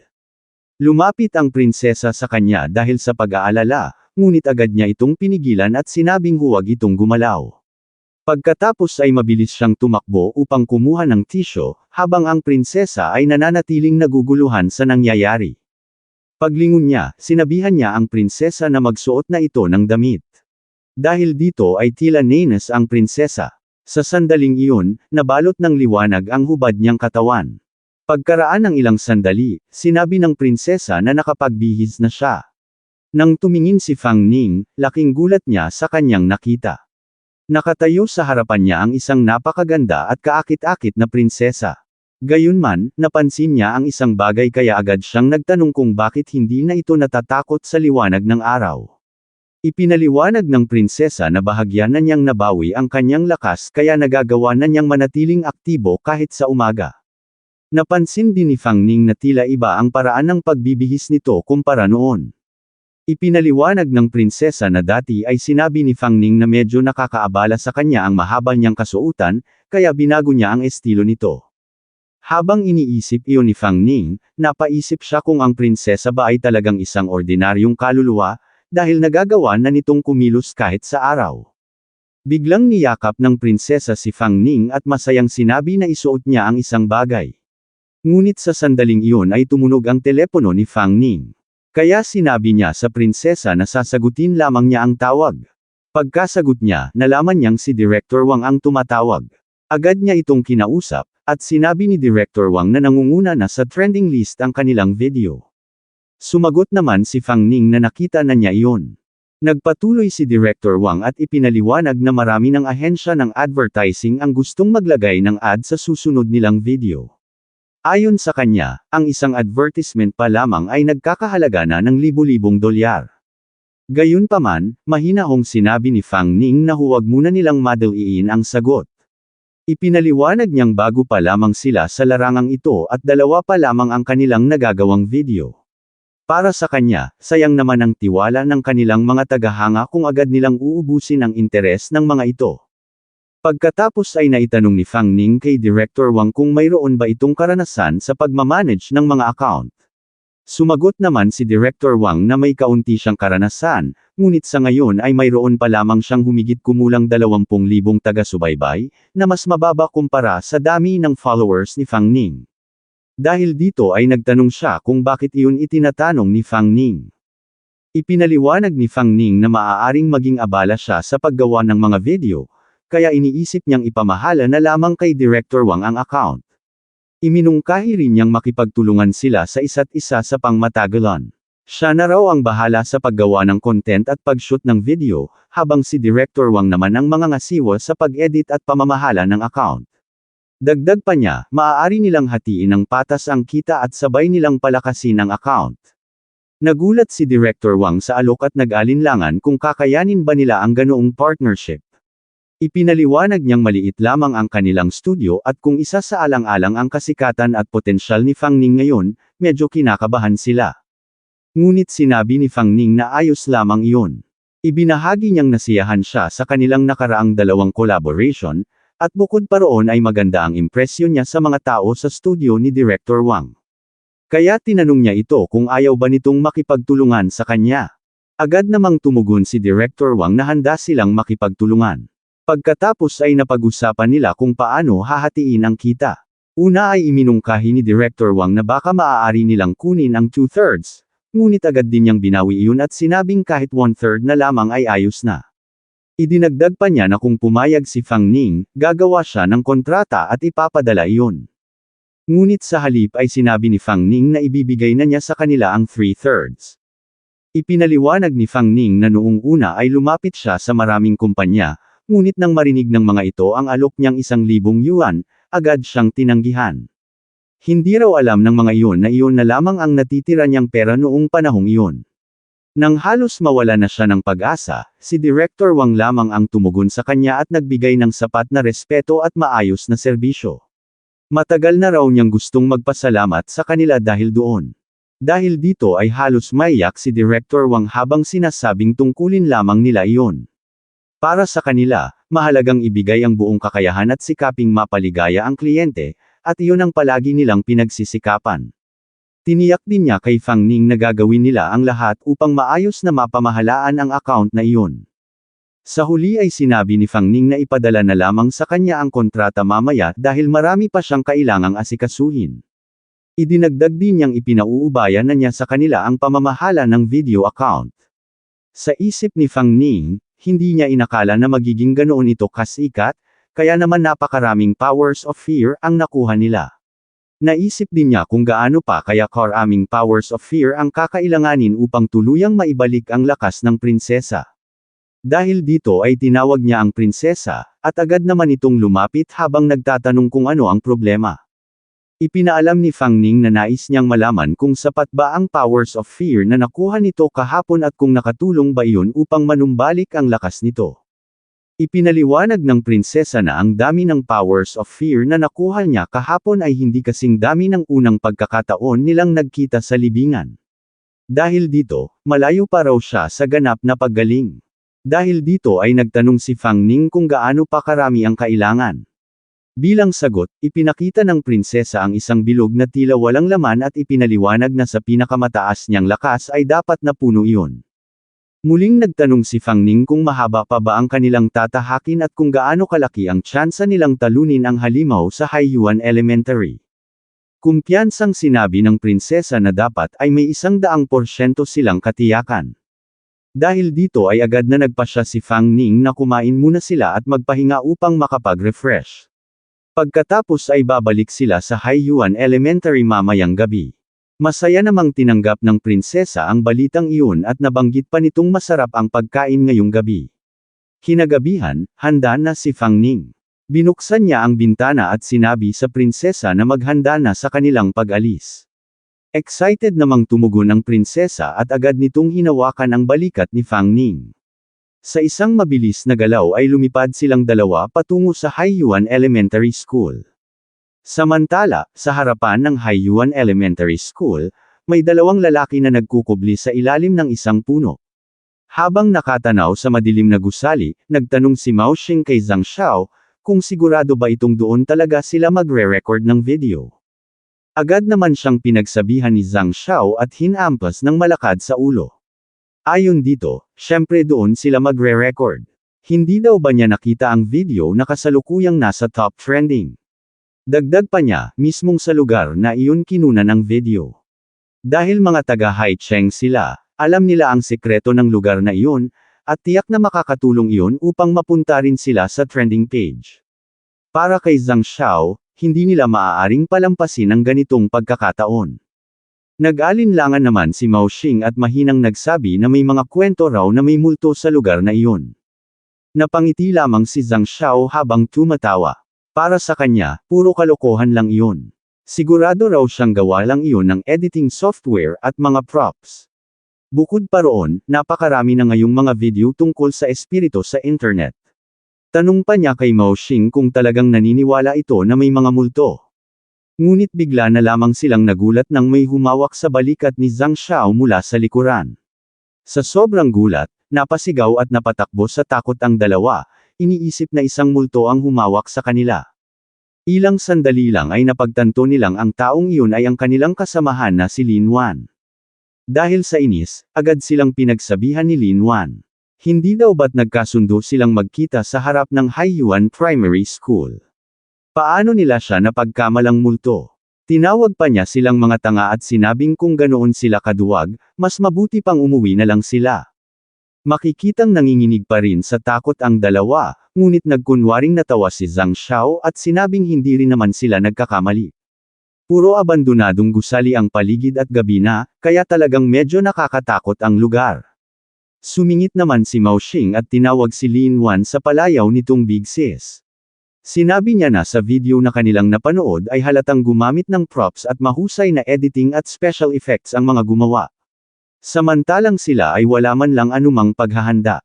Kaya nagtanong siya kung paano nila mapapantayan iyon at kung ano ang maaari nilang gawin.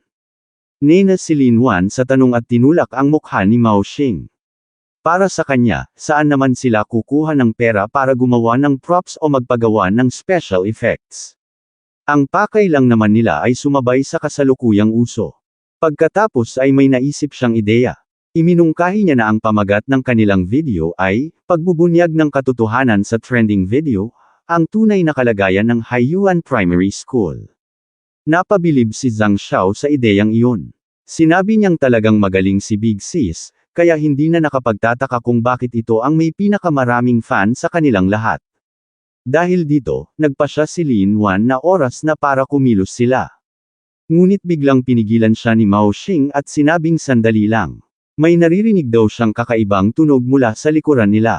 Nang sabay-sabay silang lumingon, nakita nila sa malayo ang dalawang figure. Dahil dito, muling napasigaw sa takot sina Zhang Xiao at Mao Xing. Agad silang nagtago sa likod ni Lin Wan, dahilan upang mapamura ito sa inis. Galit niyang sinabi na dalawang lalaki na mas matanda pa sa kanya ang kasama niya, ngunit mas duwag pa ang mga ito kaysa sa kanya na babae. Sa kabilang banda, ang dalawang figurang nakita nila ay sina Fang Ning at ang prinsesa, na nagtatakang pinagmamasdan ang kakaibang kilos ng tatlo. Sinubukang ipaliwanag ni Zhang Xiao na gabi na at nasa isang nakakatakot na lugar pa sila. Kaya natural lamang na isipin nilang multo ang maaaring sumulpot sa ganitong oras. Lumapit naman si Lin Wan kina Fang Ning at sa prinsesa at magalang na humingi ng paumanhin. Ipinaliwanag niyang medyo duwag lamang talaga ang kanyang mga kaibigan. Pagkatapos ay tinanong niya kung tunay bang tao ang mga ito. Sumagot si Fang Ning sa pamamagitan ng pagtatanong kung sino naman sila. Agad na nagpakilala si Zhang Xiao. Sinabi niyang sila ay mga streamer, at pumunta sila roon upang tingnan ang trending na Haiyuan Primary School. Ang layunin nila ay makakuha ng mga interesanteng footage. Ipinakilala rin niya ang sarili at sinabi na ang kanyang Bilibili ID ay edible potato. Sumunod na nagpakilala si Mao Xing, na nagsabing siya ang assistant ni Zhang Xiao. Nagpakilala rin si Lin Huan, na nagsabing maaari itong ituring na childhood friend ng dalawa. Sa kasalukuyan ay aktibo rin siya sa Bilibili streaming community, kung saan ang kanyang pangunahing content ay tungkol sa pagkain at outdoor adventures. Bigla namang nagtanong si Mao Xing kay Fang Ning kung hindi ba ito ang chief elder ng Beggar Gang. Sa puntong iyon ay ipinaliwanag ng may akda ng anime ang konteksto ng Beggar Gang, isang mafia gang mula sa ibang wuxia novel, bago nagpatuloy ang kwento. Nagulat si Zhang Xiao at nagtanong kung ano ang ibig sabihin nito. Ipinaliwanag ni Mao Xing na sila ang number 1 trending at Bilibili strongest newcomer. Hindi ba't iyon mismo ang dahilan kung bakit sila pumunta roon, dahil sa video na ginawa ng mga ito? Nang marinig iyon ni Lin Huan, agad niyang tinulak si Mao Xing at humahangang humarap kay Fang Ning at sinabing napakaganda ng video nila. Idinagdag pa niyang nag-follow na siya sa kanila sa Bilibili at tinanong kung maaari siyang humingi ng autograph. Hindi raw niya akalaing makakasalubong niya sila sa lugar na iyon. Pagkatapos ay tinanong pa niya kung ang babaeng kasama ni Fang Ning ay ang nasa video rin dati at kung sila ba ay mag-asawa. Agad namang itinama ni Fang Ning ang maling akala. Sinabi niyang hindi niya asawa ang prinsesa. Pagkatapos ay binago niya ang usapan at nagbigay ng babala. Kung balak nilang pumasok sa Haiyuan Primary School upang mag-stream o mag-record, mas mabuting bumalik na lamang sila kinabukasan ng umaga. Nagtaka si Zhang Xiao at nagtanong kung bakit. Hindi naman daw pag-aari ng mga ito ang lugar, kaya bakit nila pinipigilan ang ibang tao na kumuha ng footage roon. Habang papalayo na sina Fang Ning at ang prinsesa, ipinaliwanag niya na may mga totoong multo sa loob ng paaralan, at hindi siya nagbibiro. Kung papasok sila sa gabi ng walang ingat, maaaring mapahamak ang kanilang buhay. Ngunit nagalit si Zhang Xiao sa narinig. Para sa kanya, puro editing lamang ang mga video ni Fang Ning. Kung may tunay na panganib, paano raw nakalabas ang mga ito at bakit bumabalik pa para mag-record? Para sa kanya, natatakot lang si Fang Ning na maagawan ng kasikatan. Sa sandaling iyon, biglang umihip ang isang malakas na hangin sa paligid. May babaalang tono ang tinig ni Fang Ning habang sinasabi niyang kung ayaw nilang mamatay, umuwi na sila kaagad. Nasabi na niya ang lahat ng dapat sabihin, nasa kanila na kung maniniwala sila o hindi. Pagkurap ni Mao Xing, napansin niya ang kakaibang hangin. Ngunit nang tumingin siya muli, wala na sina Fang Ning at ang prinsesa. Nagtaka siya kung pumasok na ba ang dalawa sa loob upang gumawa ng content. Sumang-ayon si Zhang Xiao at sinabing kung ganoon nga, maaari silang pumasok ng palihim at kumuha ng footage. Kung mangyari iyon, siguradong magiging viral ang kanilang video. Nag-alinlangan si Mao Xing at iminungkahing huwag na lang nilang ituloy. Binalaan na sila tungkol sa panganib. Maaaring ayaw lamang ng dalawa na guluhin ang kanilang props. Bukod pa roon, hindi magandang istorbohin ang recording ng ibang tao. Ngunit hindi kumbinsido sina Zhang Xiao at Lin Huan.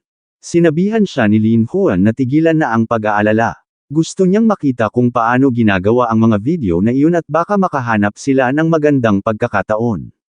Sa huli, napilitan na ring sumama si Mao Xing, ngunit sinabi niyang hintayin lamang siya. Pagpasok nilang tatlo sa loob ng Haiyuan Elementary School, hindi nila alam na nakatawid na sila sa isang mahiwagang barrier na bumabalot sa buong lugar. Samantala, sa loob ng paaralan, iniisip ni Fang Ning na sana ay nakinig ang tatlo at umalis na. Kung may mangyari mamaya, hindi niya magagawang protektahan ang mga ito. Tinanong niya ang prinsesa kung nararamdaman ba nito ang presensya ng kanilang hinahanap. Agad na sumagot ang prinsesa na nasa itaas ito, sa silid na pinuntahan nila noong nakaraan.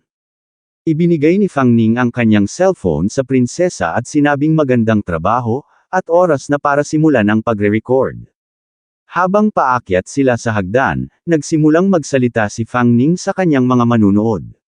Ipinaliwanag niya na naruroon siya ngayon sa loob ng Haiyuan Primary School.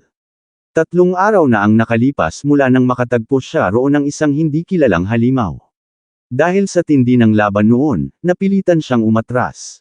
Ngunit ang espiritu ni Lian Xiang ay nananatiling nakakulong sa paaralan at naghihintay na mailigtas.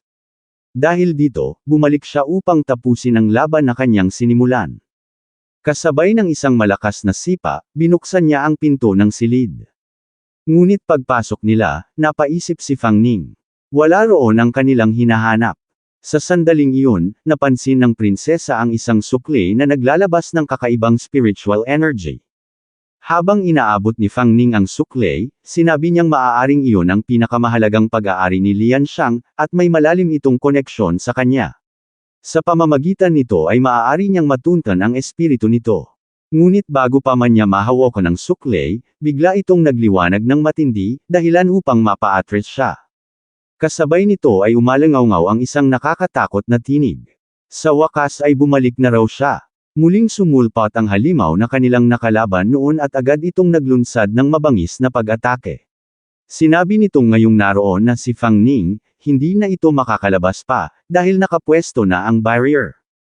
Ngunit sa halip na umatras, agad ding gumanti si Fang Ning. Naglunsad siya ng sariling pag-atake habang sinasabing mukhang wala pa ring pagbabago sa estilo ng kalaban. Nang magsalpukan ang kanilang mga atake, sumiklab ang isang nakakasilaw na liwanag na halos bumalot sa buong silid. Subalit tumagos ang enerhiya ni Fang Ning sa katawan ng halimaw at tuluyang winasak ang isa nitong braso. Sa gulat ng halimaw, napatanong ito kung paano nangyari iyon. Ilang araw pa lamang ang lumipas ngunit napakalakas na ni Fang Ning. Naisip nitong baka isa itong demon hunter. Pabirong sumagot si Fang Ning na hindi naman siya lumakas. Ganoon na raw talaga siya noon pa man. Kung hindi siya kayang talunin ng halimaw, huwag itong maghanap ng dahilan. Dahil dito ay lalo pang nagalit ang halimaw. Sa isang iglap ay nagbago ang anyo nito. Ang katawan nito ay nag-transform sa isang mas kakaiba at mas nakakatakot na forma. Habang nagsasalita ito, lumitaw mula sa katawan nito ang isang maliit na bilog ng enerhiya. Sinabi nitong nagsisimula pa lamang ang laban. Unti-unting lumaki ang bilog ng enerhiya habang ipinapahayag nitong walang sinuman ang makapaghihiwalay sa kanya at kay Lian Xiang, kahit pa si Fang Ning ay isang demon hunter. Habang pinagmamasda ng lumalaking enerhiya, napaisip si Fang Ning kung iyon ba ang soul technique ng halimaw. Samantala, sa ibang bahagi ng paaralan, abala si Zhang Xiao sa paggawa ng kanyang content kasama sina Mao Xing at Lin Huan.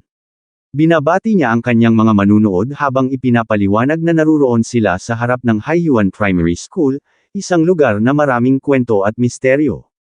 Ngunit bigla siyang nakarinig ng isang nakakatakot na tinig na nagmula sa itaas, na labis niyang ikinagulat. Kasabay nito, isang malakas na pagsabog ang naganap mula sa itaas ng gusali, na lalo pang nagdulot ng takot sa tatlo. Sa sumunod na sandali, napaupo si Zhang Xiao sa kanyang kinatatayuan nang makita niyang nahuhulog mula sa itaas si Fang Ning, ang chief elder ng Beggar Gang. Sa sobrang gulat ni Lin Huan, napasigaw siya at sinabing 5 palapag ang taas ng gusali at tiyak na mamamatay ito sa pagbagsak. Ngunit bago pa mangyari iyon, mabilis na kumilos ang prinsesa at sinalo si Fang Ning habang nahuhulog ito mula sa itaas. Sa sandaling iyon, hindi makapaniwala ang tatlo sa kanilang nakikita habang dahan-daang bumababa mula sa itaas sina Fang Ning at ang prinsesa. Napatitig si Mao Xing sa eksena at nagtanong kay Zhang Xiao, hindi raw ba siya nababaliw sa nakikita niya, tila lumilipad ang dalawa. Ngunit agad itong pinabulaanan ni Zhang Xiao. Para sa kanya, siguradong may nakatagong mga wires na ginagamit ang dalawa. Kumbinsido siyang may kakaibang mga kawad na sumusuporta sa kanila. Sa mismong sandaling iyon, biglang tumalon pababa ang halimaw mula sa itaas. Dahil sa lakas ng pagbagsak nito, halos matambas si Zhang Xiao sa kanyang kinatatayuan. Napatingin si Mao Xing sa halimaw at napasabi na mukhang wala namang anumang wires na ginagamit dito. Hindi na nag-aksaya ng oras si Lin Huan. Agad niyang hinayla palayo ang dalawa at sumigaw na tumigil na sila sa pagre-record. Para sa kanya, mas mabuti pang tumakbo na sila agad. Ngunit bago pa sila makalayo, biglang nag-activate ang halimaw ng isang soul technique. Habang tumatawa ito, sinabi nitong wala ni isa sa kanila ang makakalabas mula sa lugar na iyon. Dahil ginulo raw nila si Lian Shang, kailangan nilang mamatay. Kasabay nito ay lumitaw ang epekto ng Soul Technique, isang barrier na tuluyang bumalot sa buong Haiyuan Elementary School. Nag-alalang tinanong ni Mao Xing si Zhang Xiao kung paano sila makakatakas kung sarado na ang buong lugar. Hindi sumagot si Zhang Xiao. Sa halip ay sinabi niyang tumabi si Mao Xing, at agad siyang naglunsad ng isang pag-atake sa barrier. Habang ginagawa iyon, sinabi niyang hindi siya naniniwala na walang paraan upang makalabas sila roon. Ngunit sa sandaling tumama ang kanyang atake, agad itong tumalbog pabalik. Napaurong si Zhang Xiao dahil sa lakas ng kanyang pagtalsik. Sa takot ay napasabi siya na tapos na sila. Hindi niya inakalang mamamatay sila sa ganoong lugar. Kung alam lang daw niya na ganoon ang mangyayari, sana ay nakinig na lang sila sa babala ni na Fang Ning. Sumagot naman si Lin Huan na wala nang silbi ang pagsisisi ngayon. Ang tanging pag-asa na lang nila ay matalo ni Fang Ning ang halimaw. Kung hindi, iyon na marahil ang huling pagkakataon nilang makalabas ng buhay. Samantala, habang nakikipaglaban, napansin ni Fang Ning na tila hindi naman kasing lakas ng inaakala niya ang kalaban. Iniisip niya kung anong klaseng soul technique ang ginagamit nito. Posible raw ba itong isang uri ng electromagnetic wave, shock wave, o marahil isang matinding compressed energy sphere. Ngunit hindi na siya binigyan ng oras ng halimaw upang mag-isip. Muli itong umatake at sunod-sunod na tila hindi siya binibigyan ng pagkakataon upang makalaban, at sa huling atake ng halimaw ay halos tumalsik siya ng malakas. Napaisip si Fang Ning kung anong klaseng lakas ang kapangyarihan nito, bago pa man siya makakilos, mabilis na lumusab ang halimaw sa kanyang harapan at sinabi na gusto nitong makita kung ilang beses kayang harangan ni Fang Ning ang kanyang mga pag-atake. Sa sandaling iyon, tinawag ni Fang Ning ang prinsesa. Agad na gumamit ng soul technique ang prinsesa. Mula sa paligid ay lumitaw ang mga kadena na umiikot at agad na gumapos sa buong katawan ng halimaw. Napahinto ang pag-atake nito, at maririnig ang galit nitong sigaw na papatayin niya si Fang Ning. Lumapit si Fang Ning sa nakagapos na halimaw at tila hinahamon ito. Sinabi niyang naroon lamang siya sa harap nito kung gusto nitong patayin siya. Sumigaw ang halimaw sa galit at sinabing pakawalan siya. Ngunit tinapik lang ni Fang Ning ang ulo nito at pabirong nagsabi na hindi siya ganoon kabobo para pakawalan ang isang halimaw na tiyak na susugod muli sa kanya. Pagkatapos ay itinapat niya ang kanyang daliri sa noo ng halimaw. Habang nagliliwanag ang enerhiya, sinabi niya ang kanyang hinala. Ayon kay Fang Ning, ang halimaw ay walang iba kundi si Jiang Chang, ang dating principal ng Haiyuan Primary School na nagpakamatay sa loob ng isang classroom. Habang unti-unting bumabalik sa anyong tao ang halimaw, tinawag niya ito sa pangalan at tinanong kung siya ba ang pumatay kay Lian Shang. Napuno ng takot si Jiang Chang at agad na sumagot na hindi niya sinadyang patayin ang bata. Kung hindi raw ito tumakas, hindi niya sana sasaktan. Ngunit sandali lang ay nagbago ang kanyang ekspresyon. Sinabi niyang kasalanan din ni Lian Shang ang nangyari. Kung hindi raw ito tumakas, hindi sana ito mamamatay. Hindi napigilan ni Fang Ning ang galit. Agad niyang sinuntok si Jiang Chang at tinawag itong halimaw. Galit na galit niyang sinabi na napakabata pa ni Lian Shang at maaari na sana niya itong ituring na anak. Marami pa itong dapat maranasan sa buhay, ngunit namatay ito nang hindi man lang nalalaman kung bakit. Lahat ng iyon ay dahil kay Jiang Chang.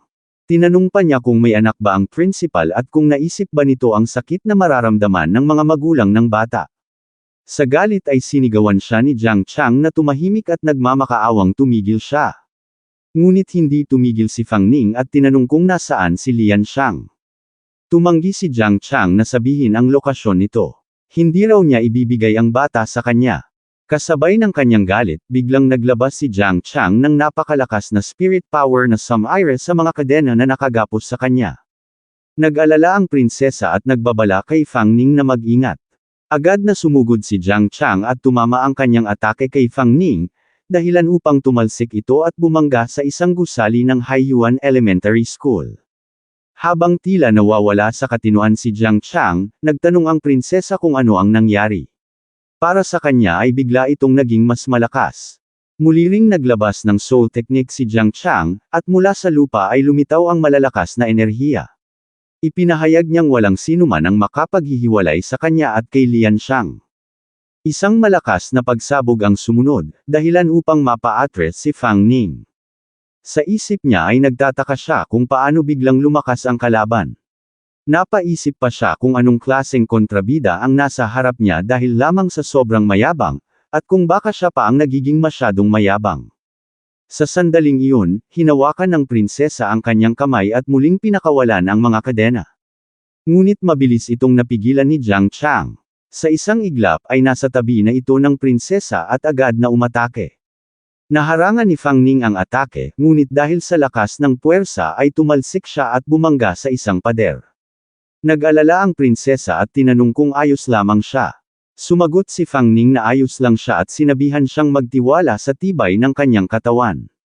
Iminungkahi niyang lumayo muna sila sa lugar na iyon.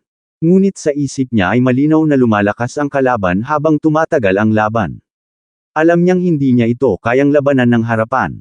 Habang naghahanda ng panibagong pag-atake si Jiang Chang, sinabi nitong ikukulong niya silang dalawa roon habang buhay. Patuloy namang umiiwas si Fang Ning sa mga atake nito habang nag-iisip ng paraan. Napagtanto niyang halos lahat ng bahagi ng lugar ay sarado na ng barrier. Kung may mahina mang punto, malamang na naroon iyon sa loob. Sa sandaling iyon, napansin niyang bahagyang nagliliwanag ang kanyang bracelet. Habang nagaganap ang matitinding pagsabog sa paligid, naisip ni Fang Ning na wala na siyang ibang mapagpipilian. Kung titigil siya ngayon, wala na siyang pagkakataong makabawi. Kaya nagpasya siyang itaya ang lahat. Mabilis siyang kumilos, ngunit muntik na siyang tamaan ng isa sa malalakas na atake ni Jiang Chang, na nagdulot ng pagsabog malapit sa kanya. Napaisip siya na muntik na talaga siya roon at swerte lamang ang nagligtas sa kanya. Pagkatapos ay bigla niyang naalala ang isang bagay. Sa tuwing nagpapakita si Lian Shang, madalas itong nasa principal's office, lalo na nang matagpuan nila ang sukle nito. Dahil dito, agad siyang nagtungo sa principal's office. Pagdating doon, hinanap niya ang sukle. Ngunit hindi nagtagal ay sumunod din si Jiang Chang, habang tumatawa at sinasabing hindi siya makakatakas. Hindi lamang si Fang Ning ang mamamatay, pati ang tatlong batang nasa labas at ang prinsesa ay mamamatay din. Para sa kanya, walang sino man ang makagagambala sa buhay nila ni Lian Shang. Ngunit ngumiti si Fang Ning at sinabi na kung tama ang kanyang hinala, ang espiritu ni Lian Shang ay nakatali sa sukle na iyon. Naghanda si Fang Ning upang sirain ito.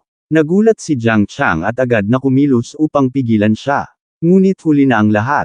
Nagtagumpay si Fang Ning sa kanyang plano, hinampas niya ng malakas ang sukle. Ito na po nagtatapos ang ating kabanata, abangan ang mga susunod pa nating upload. Huwag din kakalimutang mag-like, share, subscribe at i-click ang notification bell, para lagi kayong updated sa mga susunod pa nating mga video.